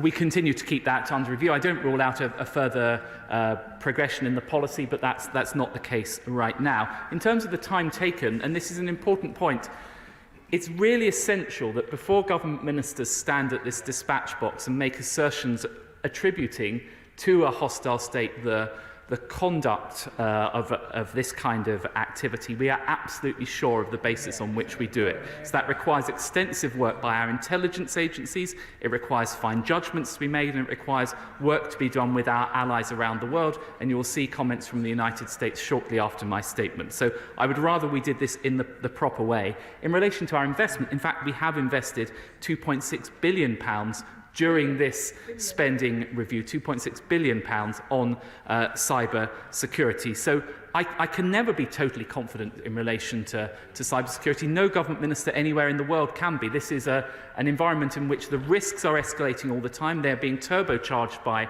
artificial intelligence. But I can assure the Honourable Lady and other members of this House that we are constantly increasing our activity and our vigilance in the face of it. Jim Lawton. My right honourable friend for Chingford, I too am rather underwhelmed by this statement. In the 3 years since we've been sanctioned, we have been, the 7 parliamentarians, subject to intimidation, impersonation, hacking, as well as the families of exiles from China who we have associated with us. Today, the Minister has described hostile actors, malign acts towards the integrity of our electoral system and parliamentary democracy, foreign interference, and sanctioned 2 individuals and 1 entity, which is a company which employs 50 people with a turnover of £208,000. So does the Minister think that this is proportionate? And specifically, can the Minister confirm that the government will be putting the whole of the Chinese Communist government in the enhanced tier of the Foreign Influence Registration Scheme? Well, in relation to the enhanced tier of the Foreign Interference Registration Scheme, the Honourable Gentleman may be aware that we are currently in the process of collective government agreement in relation to it. Clearly, the the conduct I have described today will have a very strong bearing on the decision that we make in respect of it. In relation to the sanctions, it is worth noting this is the first time that the government has imposed sanctions in respect of cyber activity. I do believe these are proportionate and targeted, but they also sit in the context of actions that we've been taking with our international allies.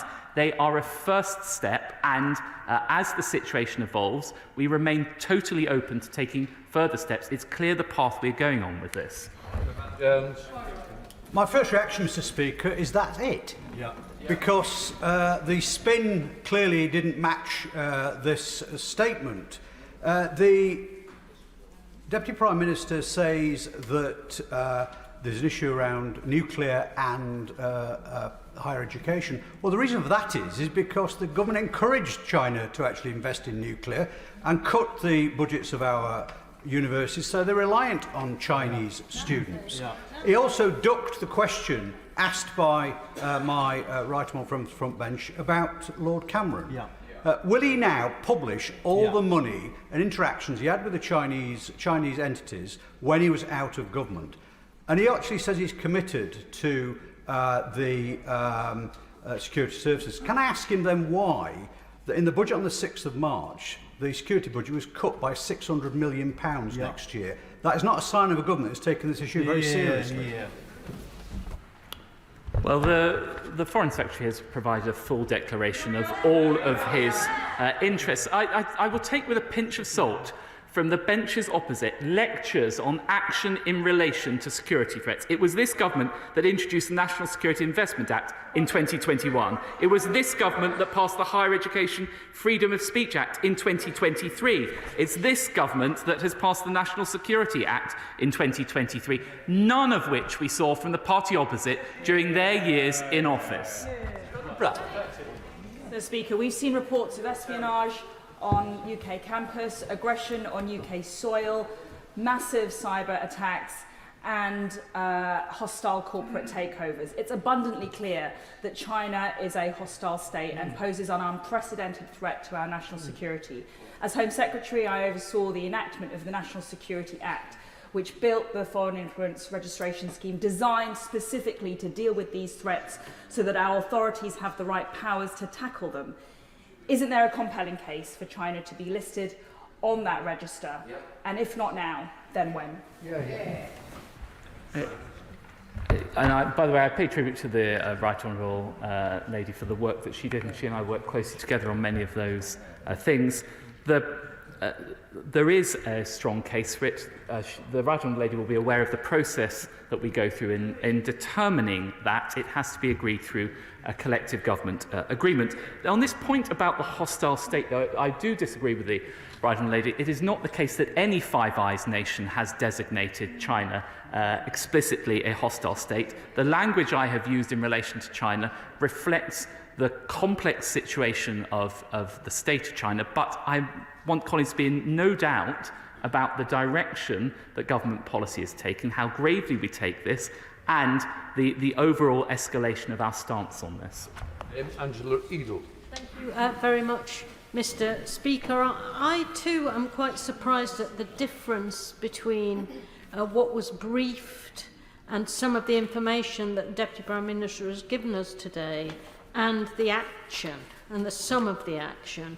He said that the government had taken rapid and robust action when he was talking about things that happened 3 and 4 years ago, and the sanctioning of 2 individuals in a minor company doesn't seem to be the definition of robust to me. How does he think that taking such tiny steps will actually deter the Chinese from carrying on in the same way as they have been doing, which has been very clear from the China report that the ISC was finally allowed to publish late? How will these tiny steps that he's announced today actually deter the Chinese from continuing in exactly the same way as he's outlined? Well, first of all, in relation to briefings, I can assure you, Mr. Speaker, and I can assure members of this House that there's been no briefing whatsoever from me or from my department in respect to this. I can categorically assure you. So, but as ever, I would say, don't believe everything that you read in the newspapers. Now, in relation to the overall direction of government policy, it is clearly set. It is not just a case of offensive action, but it's a case of the extensive defensive action we've taken to continuously increase the security of our government systems. I make no apology for the time we have taken to properly call out China in respect to this. I want to make sure that when I stand here at the dispatch box, I'm able to do so on a solid basis, painstakingly put together by our allies and by our security agencies. Who should we go? Former Attorney General, no less. Sir Michael Evans. Thank you very much, Mr. Speaker. The front page of the Telegraph today reports Whitehall sources saying that China, Russia and Iran are even fuelling disinformation about the Princess of Wales to destabilise the nation. Now, hostile states with leaders who fake their own elections and are hated by their own people are spreading wild conspiracy theories about the royal family, amongst many other things, our royal family, which is hugely popular and much loved. Now, would the Deputy Prime Minister agree with me that British people will obviously ignore this grotesque disinformation, despite the pathetic attempts of those autocratic regimes? Well, I thank my right honourable friend for raising this issue, and I would like to begin by extending my best wishes to members of the royal family at this very difficult time. The appalling speculation that we have seen over the past few weeks comes as a reminder to us all that it's important for us to ensure that we deal with valid and trusted information and that we are appropriately sceptical about many online sources. Stuart M. MacDonald.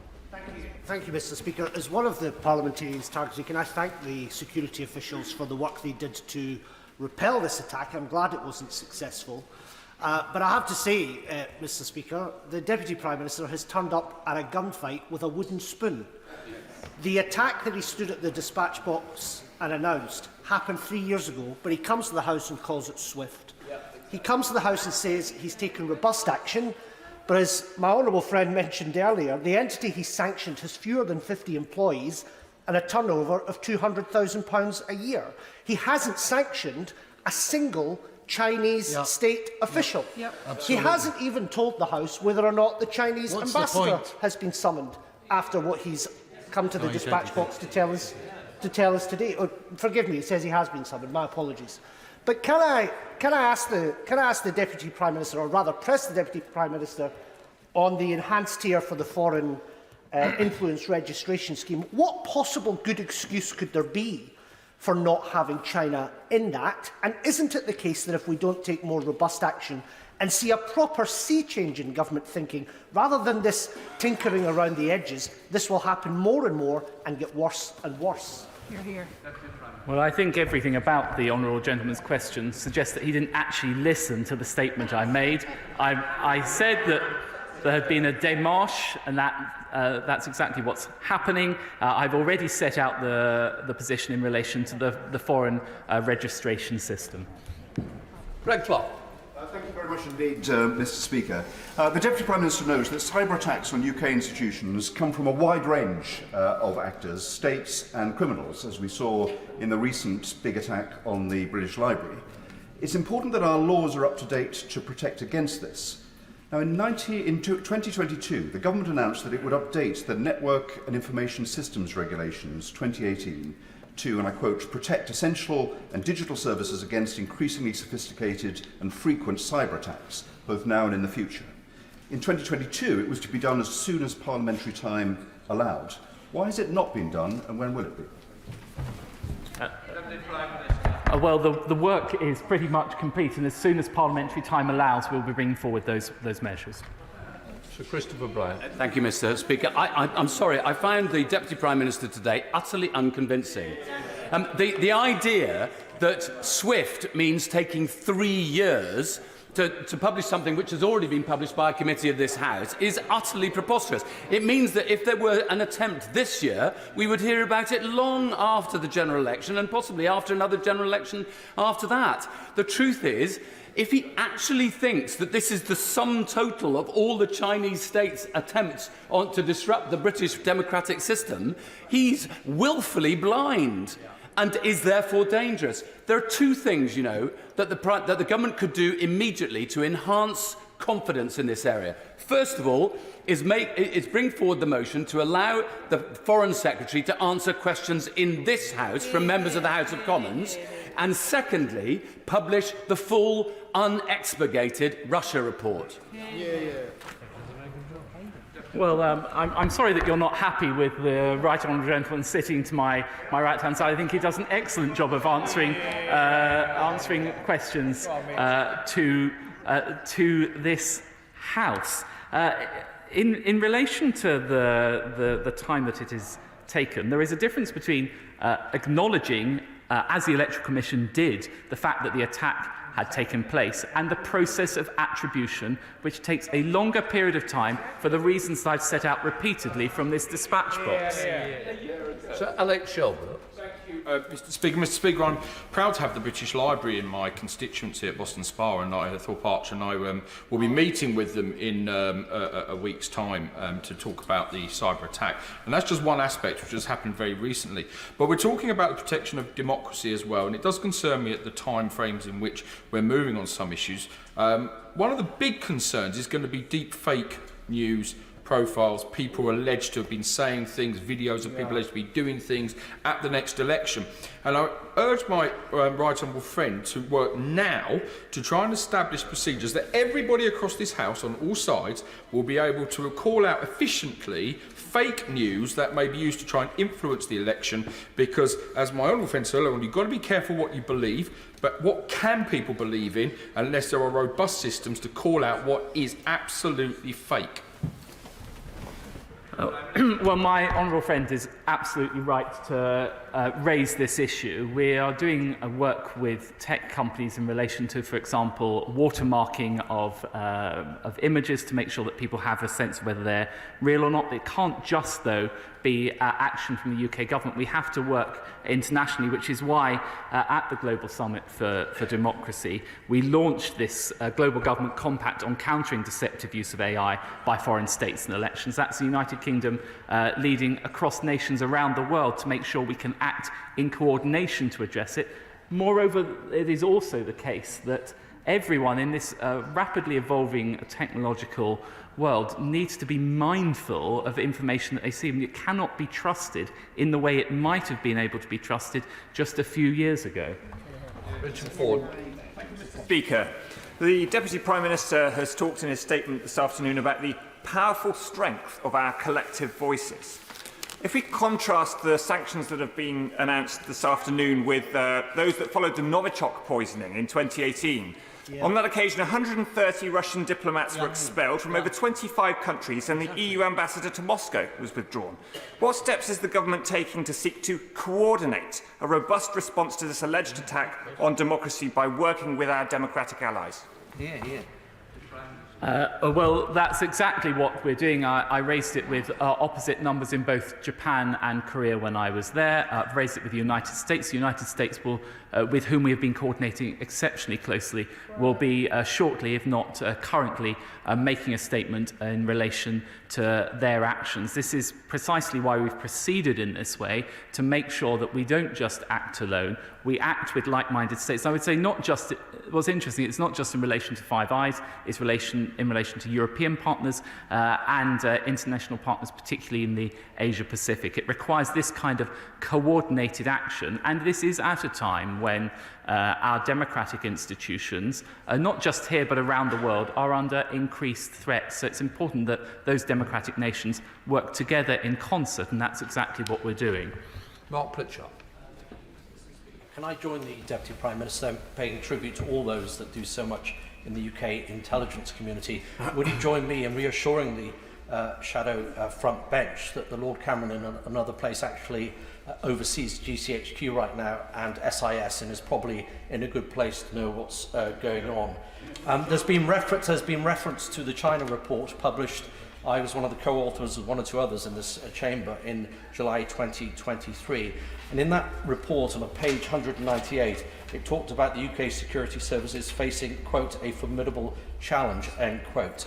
Can I welcome the fact that the government has played catch-up? That was another criticism, that the government was playing catch-up. It has caught up to a certain extent, and particularly welcome, over the last 3 years, £2.6 billion going to cyber protection for our critical national infrastructure.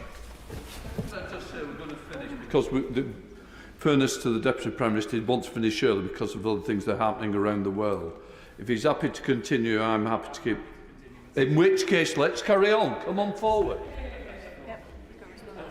Forgive me, I think I'm sure I will regret saying that, Mr. Speaker, but I think my honourable friend is absolutely right to pay tribute to our intelligence agencies, and I see it firsthand, day in, day out. We are one of a very small number of countries around the world that actually have intelligence agencies of this standard. It enables us all to be more secure.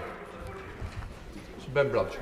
Thank you, Mr. Speaker. I welcome the tone of vigilance, a stark contrast to the nonchalance shown by the Johnson government over Russian interference earlier in our elections and the Brexit referendum. But why should we believe the government's honest intentions when they still haven't implemented all the recommendations of the Russia report? Well, I think the right honourable gentleman would have seen from the conduct of the government, for example, just a few months ago, the further sanctions that we imposed on Russia. We have not hesitated in taking robust action in relation to Russia, just as we will continue to do in relation to any threats from China. Richard Drax. Speaker, bearing in mind all that my right honourable friend has said, he may be concerned to hear what we've heard in the Defence Committee, and that is that English MOD companies are having a nightmare to employ those with AI speciality skills from university because they're all Chinese. Is my right honourable friend aware of this, and what's he going to do to counter this potential threat to our security? Well, clearly anyone employed by a relevant defence company or in UK government will be subject to advanced vetting that would likely preclude a number of the individuals that he's described. The main thing we've got to do is increase our skills in this country, which is why we're investing in science, technology, engineering and maths. I would say, though, we are very, very fortunate, and wherever I go in the world, people look with envy on the fact that we have 3 or 4 of the top 10 universities in the world in the United Kingdom. That is a base upon which both our intelligence agencies and industry can draw. Blackford. Thank you, Mr. Speaker. We really must ask the question that these are cyber attacks that occurred in 2021 and 2022. How has it taken the government so long to come with this statement today? And when we reflect on what the Deputy Prime Minister said, and I quote, "These actors gained access to the Electoral Commission's email and file sharing system, which contained copies of the electoral register." Mr. Speaker, this is an election year. It should put fear into the hearts of all of us that the Chinese, at a time like this, have got access to the UK electoral register, when we're already worried about bad actors, about cyber attacks taking place, about the use of AI. And when the government, the Deputy Prime Minister talks about taking robust action, good grief, 2 individuals being sanctioned. Reference has been made to what happened after Novichok, and we swiftly took action to expel diplomats from this country and around the world. I hope that when the Chinese ambassador meets with the Deputy Prime Minister, he will be told that diplomats will be getting expelled. And will the Deputy Prime Minister come back to this House tomorrow and tell us about the robust action that he should be taking? You shouting with robustness. Well, I think I will answer my question in a slightly less aggressive way than the question was put. But I'll make my point in my own way. First of all, in relation to the Electoral Commission, as the Electoral Commission said in its statement, the data contained in the electoral register is limited, and much of it is already in the public domain. The Electoral Commission had already declared the fact of the attack. What is different today is we are contrary indeed to some of the speculation at the time, we are announcing that it was in relation to Chinese-related actors. That's what's changed. In relation to our overall approach, I've set out a direction. These are grave threats that we take seriously. We are taking proportionate action now, and we will continue to take steps as required. Sir Desmond Swain. A successful deterrent requires, first, the capability, and second, the will to retaliate. Have we got either? Yes, we do on both fronts, and he will be, the honourable gentleman will be well aware, my honourable friend will be well aware of our cyber defence force, but I do not comment on the conduct of that from the dispatch box. Thank you, Mr. Speaker. In January 2023, Lord Cameron of Chipping Norton, prior to his appointment as Foreign Secretary, of course, went to Sri Lanka in order to drum up investment for Port City, Colombo, a Belt and Road project that was launched by President Xi and which many believe will become a military base for the Chinese Navy. Following his appointment as Foreign Secretary, many FOI requests have been submitted to the FCDO in order to try and shed some light on Lord Cameron's visit to Sri Lanka. Who did he meet? What kind of conversations took place? To date, not a single one of those FOI requests has been complied with by the FCDO. Does the Deputy Prime Minister agree with me that this is a matter of the highest public interest, that sunlight is the best form of disinfectant, and therefore that the FCDO should comply with those FOI requests as a matter of urgency? Well, the Foreign and Commonwealth Office always deals with FOI requests in the proper way. I have to say that this is pretty desperate stuff, trying to link Chinese cyber attacks to our current Foreign Secretary. It just doesn't wash. Absolutely right that we call out these malicious actions, otherwise they will become normalised. Would the Deputy Prime Minister agree that when it comes to our security, indeed our economic interests as well, there's an important parity between the digital space and indeed our traditional physical terrain, and that should be reflected in defence spending? Would he also agree that Beijing is no doubt watching today's events and will no doubt retaliate? Should we brace ourselves for further individual sanctions against British personnel? Well, my right honourable friend is absolutely right. First of all, to highlight the need for investment in this. That's precisely why in the last spending review period we put in £2.6 billion in relation to our wider cyber defences. What I would say is, in respect of any retaliatory action by Beijing, I'm absolutely confident that we will be able to deal with those very effectively. Alison Pulis. Mr Deputy Speaker, it's in various areas of government that we should be worried about Chinese influence. Graham Barrow, the Companies House expert, has been warning for quite some time about dubious company and corporations which have originated in China. He believes that they are being created using an algorithm, and there's evidence that companies are being incorporated using stolen UK credentials, streets at a time. So can I ask the Minister, what conversations has he had with Companies House, and would he be willing to meet with Graham Barrow to hear his conclusions on this? Hear, hear. Well, I or another minister would be very happy to meet with him. That's precisely why we set up the National Cybersecurity Centre. The National Cybersecurity Centre takes GCHQ expertise, which informs our approach to cyber and allows the NCSC to engage with businesses and with individuals. And again, around the world, this is a renowned and admired approach. The fact that we can give this high-quality advice through the National Cybersecurity Centre, and week after week I get delegations coming in from around the world to see what we've done with the National Cybersecurity Centre. Greg Smith. Thank you, Mr Deputy Speaker. The £2.6 billion in additional money to counter cyber threats is very welcome, but of course this field is one that is constantly evolving, and those that wish us harm innovating further. So whilst I accept my right honourable friend won't comment on the exact detail, can he at least assure the House that that £2.6 billion outguns what those who wish us harm are spending on new threats? Well, I think the amount of spending that we have compares extremely favourably with similar countries around the world, G7 countries. I'm confident that we have world-leading expertise and that we are constantly evolving our capabilities in this space. Jim Shannon. Thank you, Mr Deputy Speaker. Can I thank the Deputy Prime Minister for his statement and also for his answers.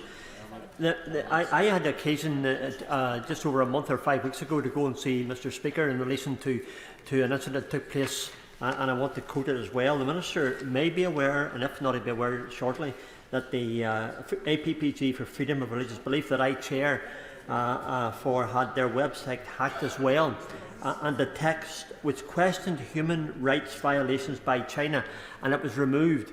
I reported that to Mr. Speaker and made him aware of what had took place. It is clear that nothing whatsoever is secret to them, and the work of this House by the elected members of this House is not treated with respect. So will the Deputy Prime Minister commit to stop handling the Chinese oversteps, for want of a better description, with kid gloves, and instead with authority, and help them to understand very clearly that they will not trample over democracy in this place or others without being held accountable to the very strictest terms? Yes, we will certainly hold them to account in the way that the honourable gentleman describes. And in relation to the attack he describes, I will very happily make sure both parliamentary authorities and the National Cybersecurity Centre are in touch with him about it. So, Geoffrey Clifton-Brown. Deputy Speaker, we do know that the legacy systems, IT systems, are the most likely to be attacked in cyber.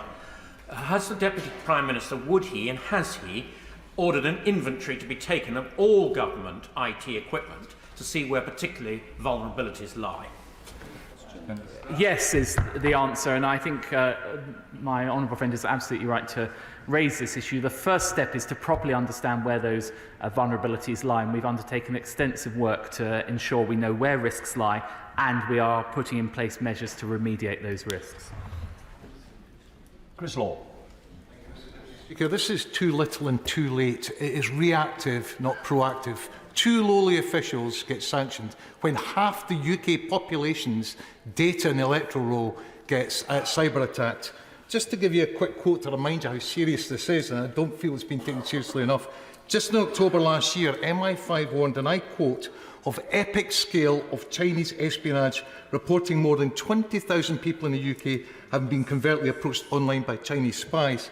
And our own Commons Intelligence and Security Committee said China was, and I quote, prolifically and aggressively targeting the UK and had managed to successfully penetrate every sector of the UK's economy.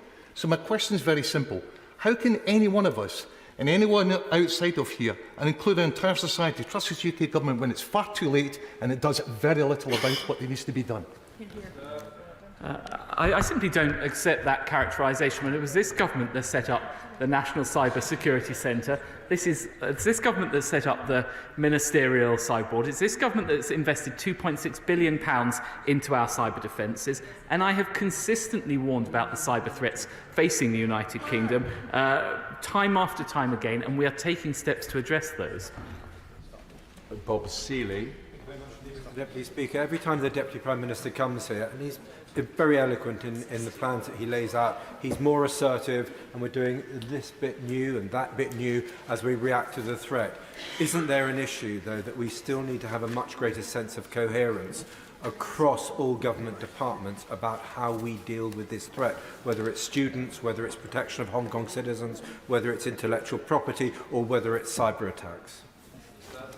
Well, I think my honourable friend raised an important point, and I pay tribute to the work that he's done in this space, and I've discussed it with him on many occasions. He is right that the UK government, in common with US government and others around the world, has evolved enormously in its approach to China. The sort of China that we had hoped for even a decade ago is not the China we have now, whether it's in relation to Hong Kong, whether it's in relation to Xinjiang or elsewhere.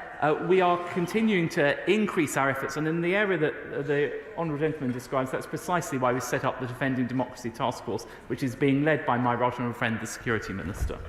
And Oswald. Deputy Speaker, the Deputy Prime Minister is right to address these issues and, as he said, to call it out. But I don't think calling it out really cuts the mustard here. There's certainly no appearance of urgency.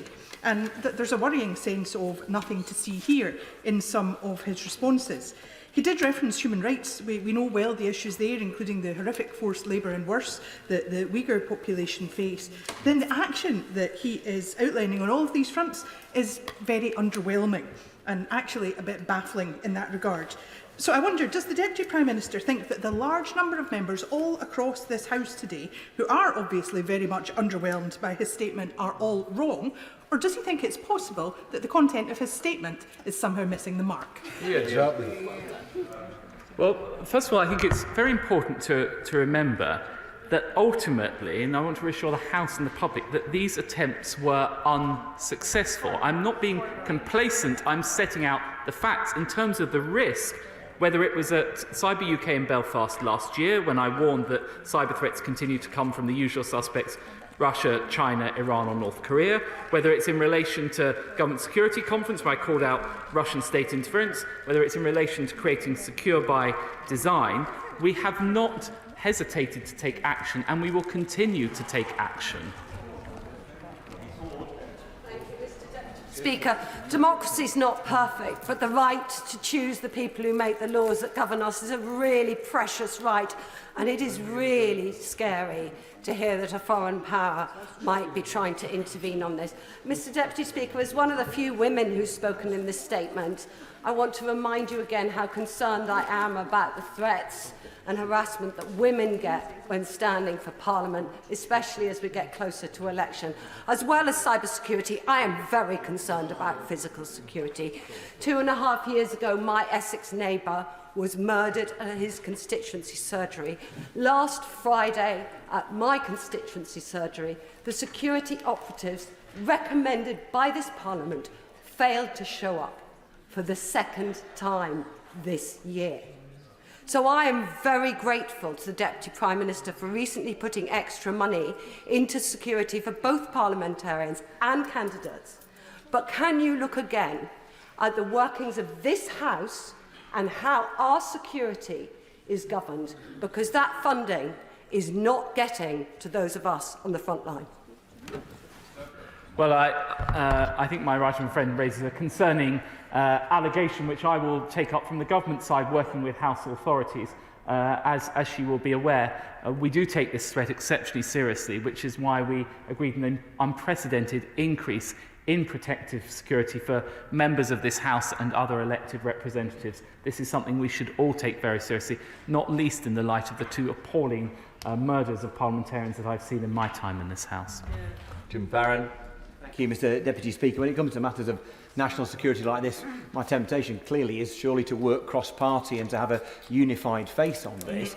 All the same, doesn't the Deputy Prime Minister understand that the relative weakness of the response to this terrible series of attacks, when combined then with his evasiveness over questions around the financial interests of the Foreign Secretary, are bound to increase people's concerns? It is understood that Lord Cameron still has close links to the Chinese state with numerous business ventures, and we also know, for example, that it was reported last week that the government has secretly softened its policy against Chinese businesses implicated in human rights abuses. So will he strengthen his response and demonstrate by his actions and by transparency that this soft peddling is nothing suspicious?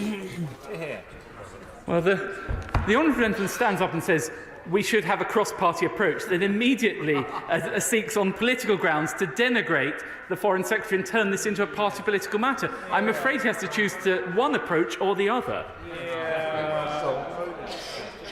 Mr Speaker, when we think ahead to the election, one of the points that's been raised today is about artificial intelligence and the threat to democracy.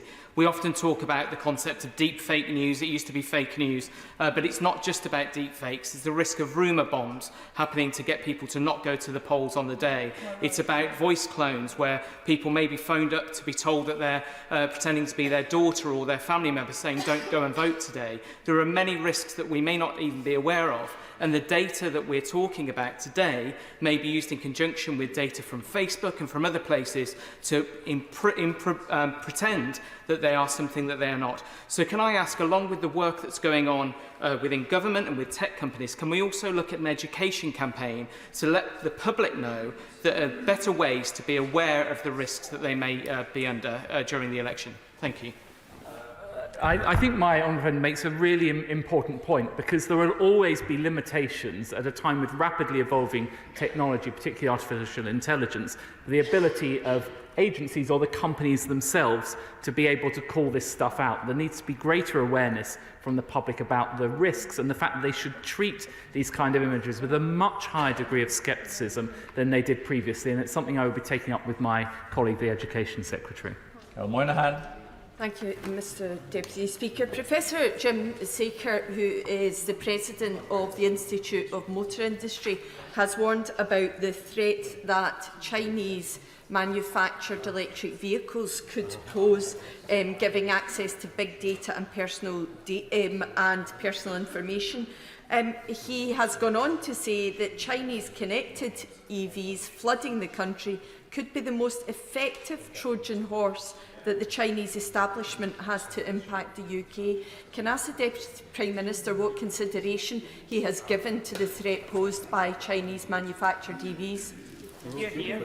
Well, I think the Honourable Lady raises a very important point. Clearly, any new technology or cars put on the UK market will have to meet with our safety standards, and it will include an assessment of those sort of threats. So what I would say is that we also work in conjunction with the National Security and Investment Act, under which I can make decisions to block or impose conditions on any investments or transactions from whichever state they come from, companies in whichever country they come from. So again, that's another tool in our weaponry which we didn't have previously.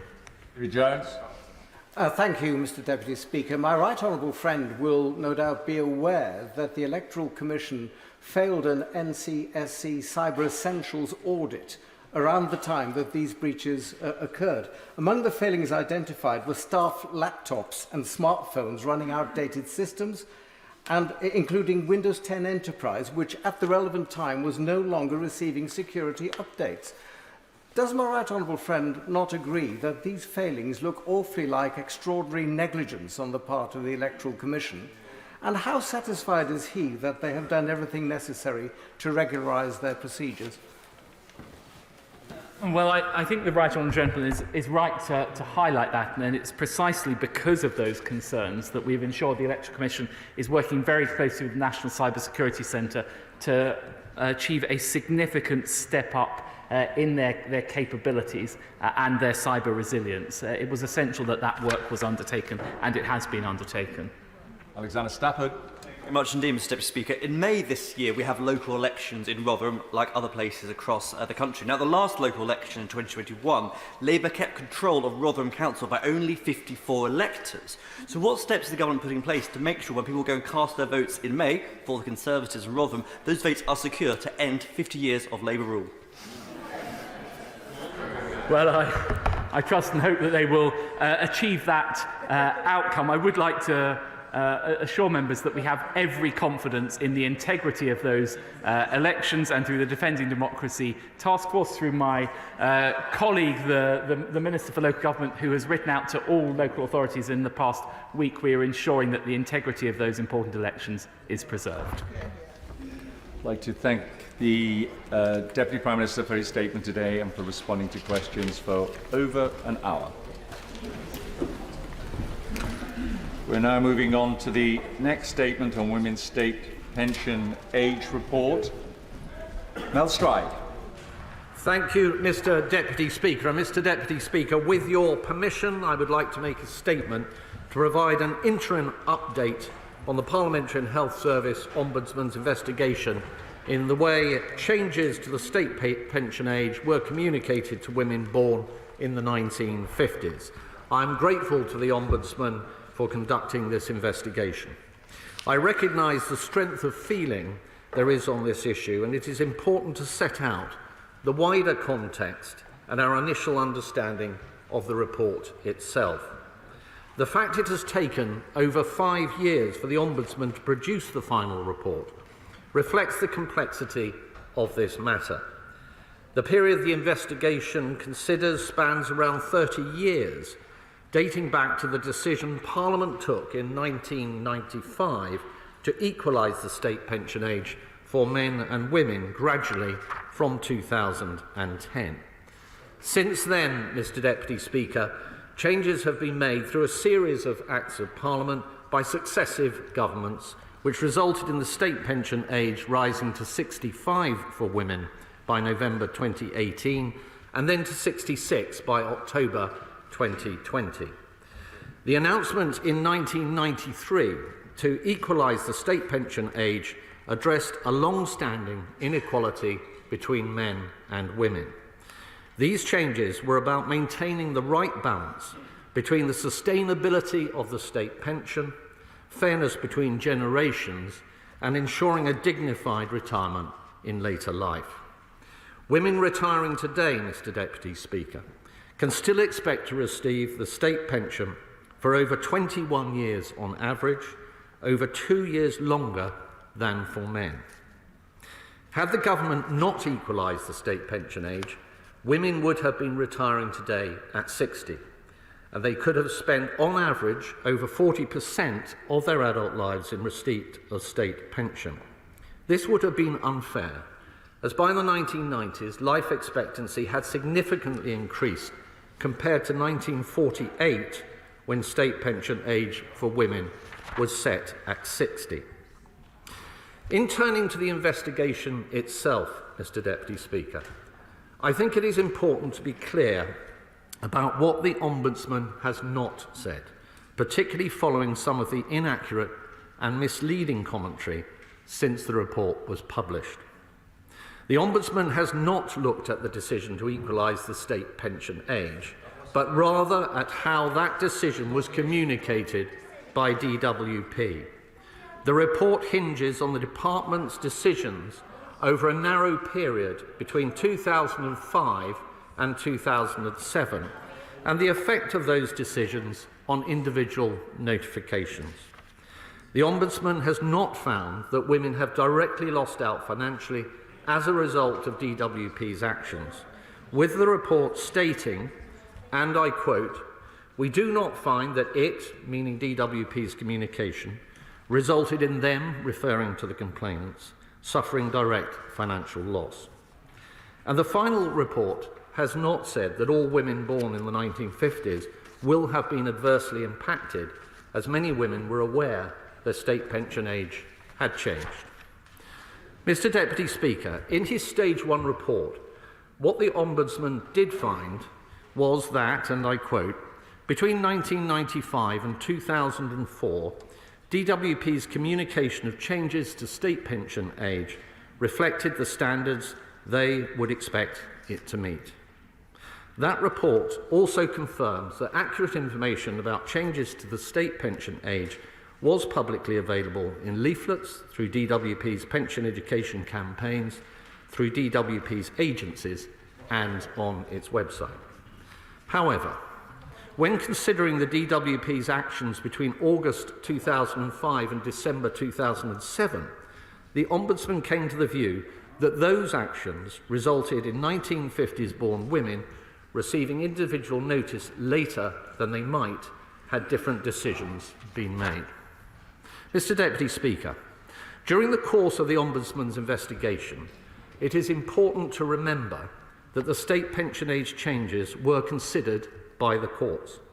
In 2019 and 2020, the High Court and the Court of Appeal, respectively, found no fault with the actions of DWP.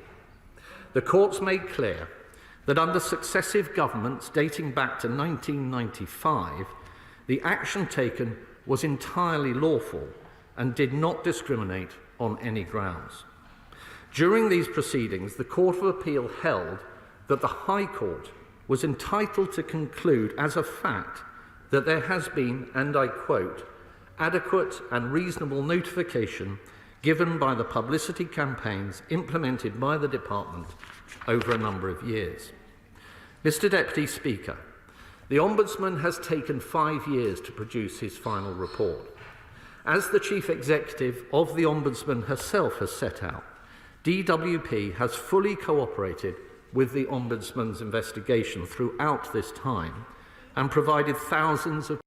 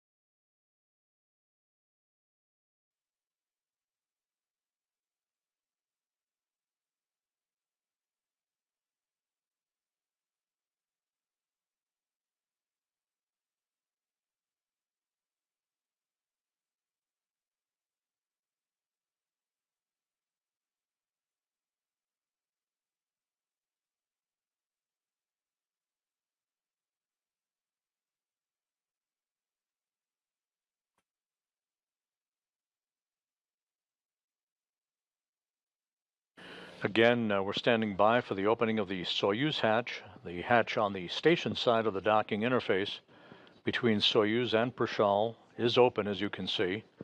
And right behind that Soyuz hatch, Tracy Dyson, Marina Vasilevskaya, and Soyuz Commander Oleg Novitsky.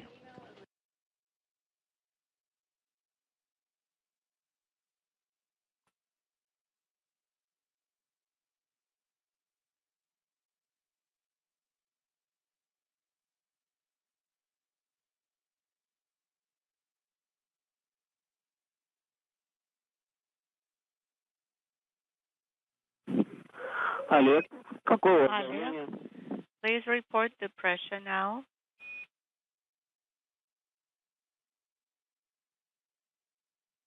The Oleg that is being referred to through the interpreter from Mission Control outside of Moscow is to Oleg Novitsky on the Soyuz side of the docking interface as they complete some final pressure checks per the procedures before that hatch will swing open, allowing the 3 newly arrived crew members to float on board.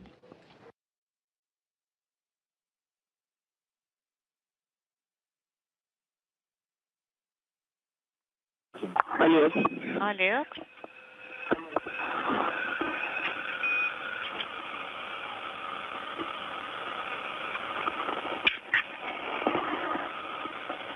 Какое у вас давление? What is the pressure now? Сейчас, секунду, я звук отключал. Stand by, please. I had the sound off. Так, 737. 737. Принято. Copy.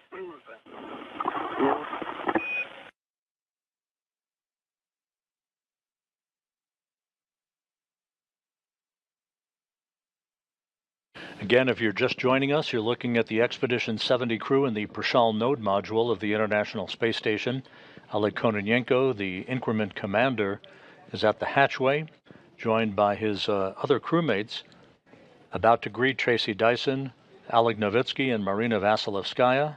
Once that hatch is open, the 3 newly arrived crew members will float on board. It's been a little over 2 hours since they docked to Prishal at 10:03 a.m. Central Time, 11:03 a.m. Eastern Time. The 10 crew members will gather in the Zvezda service module for welcoming remarks that will be provided by dignitaries at the Russian Mission Control Center in Korolyov and by spacecraft communicator Costa Mavridis here in Mission Control in Houston. They then will participate in a routine safety briefing that is typical for all newly arrived crew members before moving into a few final activities for the day. The Soyuz crew members will deactivate the Soyuz systems now that it is receiving power from the space station for the duration of its stay on board. That Soyuz MS-25 will be the ride home in September for Kononenko, Chub, and Tracy Dyson. Kononenko and Chub will be wrapping up a year-long mission aboard the station. Dyson will come home in September after a 6-month mission. Vacuum pressure gauge. Okay. Novitsky and Vasilevskaya will be returning home in 12 days with Laurel O'Hara of NASA, who will complete 204 days on the International Space Station. That trio will come home to a parachute-assisted landing on the steppe of Kazakhstan on Saturday, April 6th.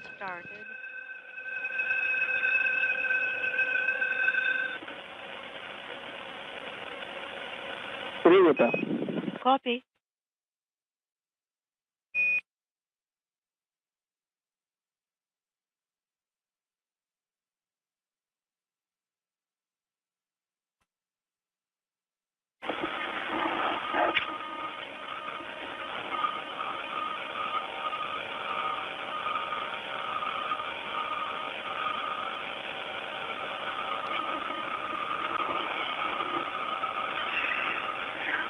Игнат, может лучше ставить Ignat, положение минимум, а то температура уже замучилась. maybe I can put the switch for cooling and drying in minimum position. Да, можно, Олег. Will you object to that? No, we do not object to that. You have a go, Oleg. Так, установил КР-2, положение минимум. KR2 valve on the cooling and drying unit is now in minimum position.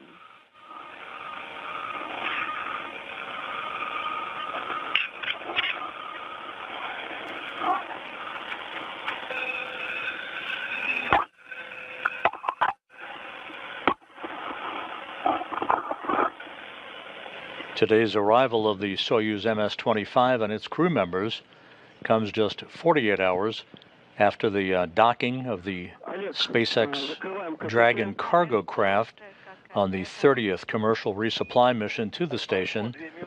The Dragon carrying some 3 tons of supplies and scientific experiments to the complex. The hatch was opened Saturday afternoon. Some of the critical cargo was unloaded over the weekend. The crew continuing to unload that cargo ship, which will spend about 5 weeks attached to the International Space Station. BOSU hatch cover manually. Copy.